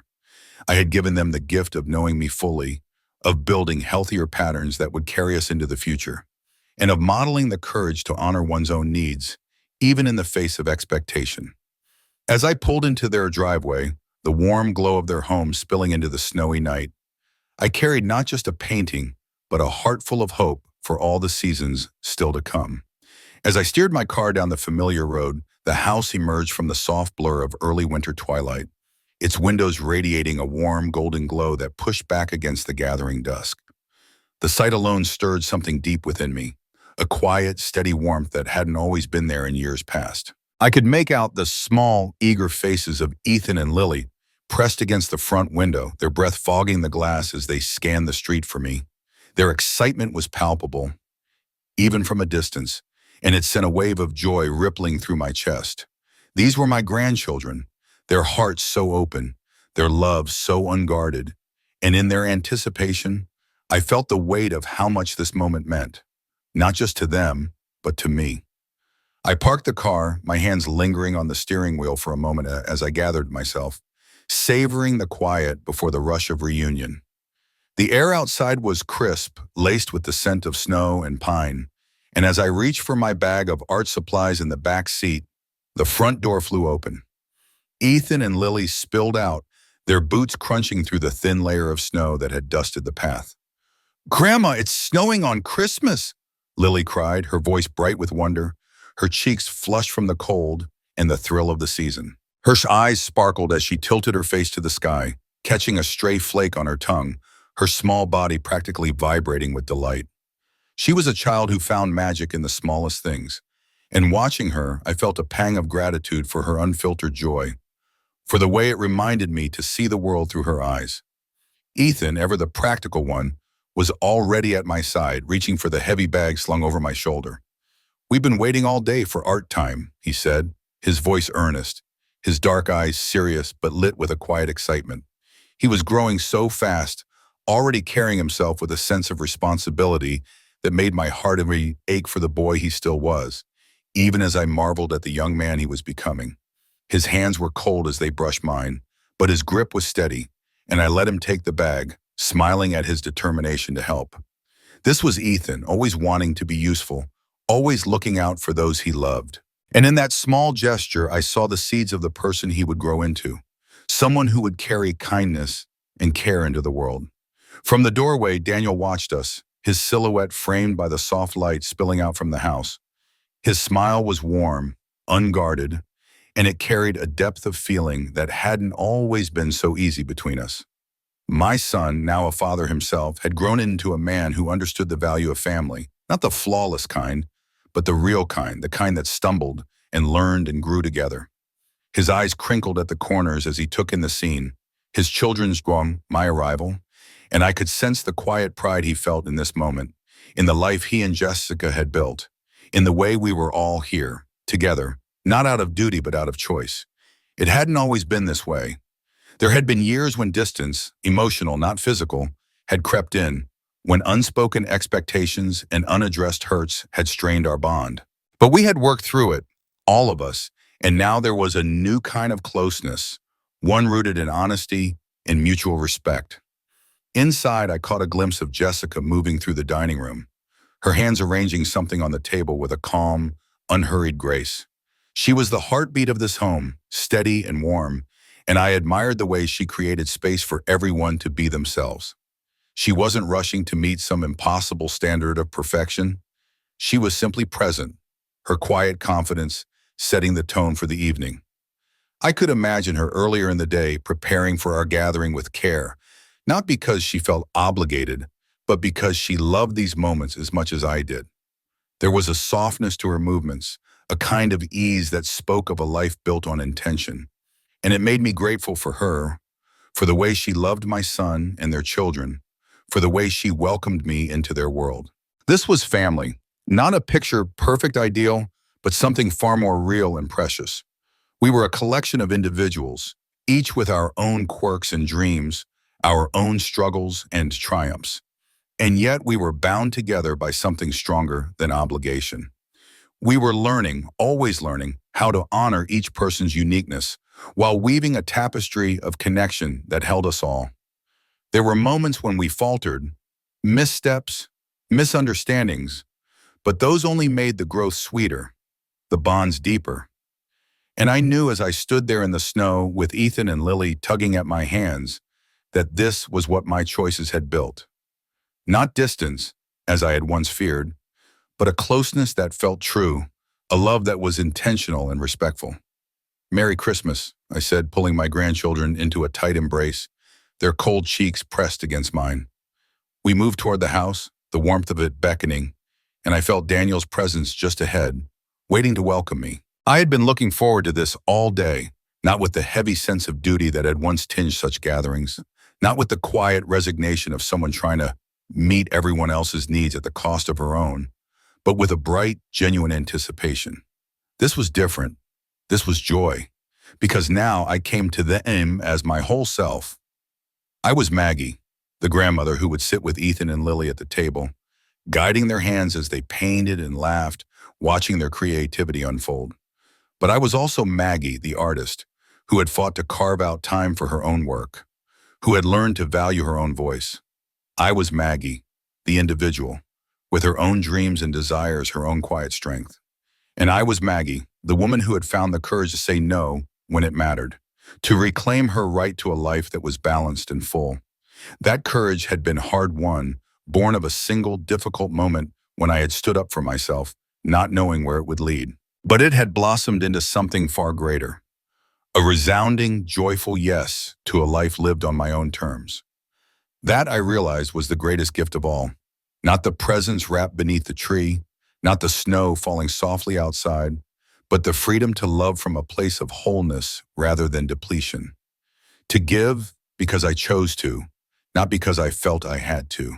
To be not just needed, but truly seen for who I was, not just for what I could do. As I stepped into the warmth of the house, the laughter of my grandchildren filling the air, I carried that gift with me, and it made every moment shine brighter.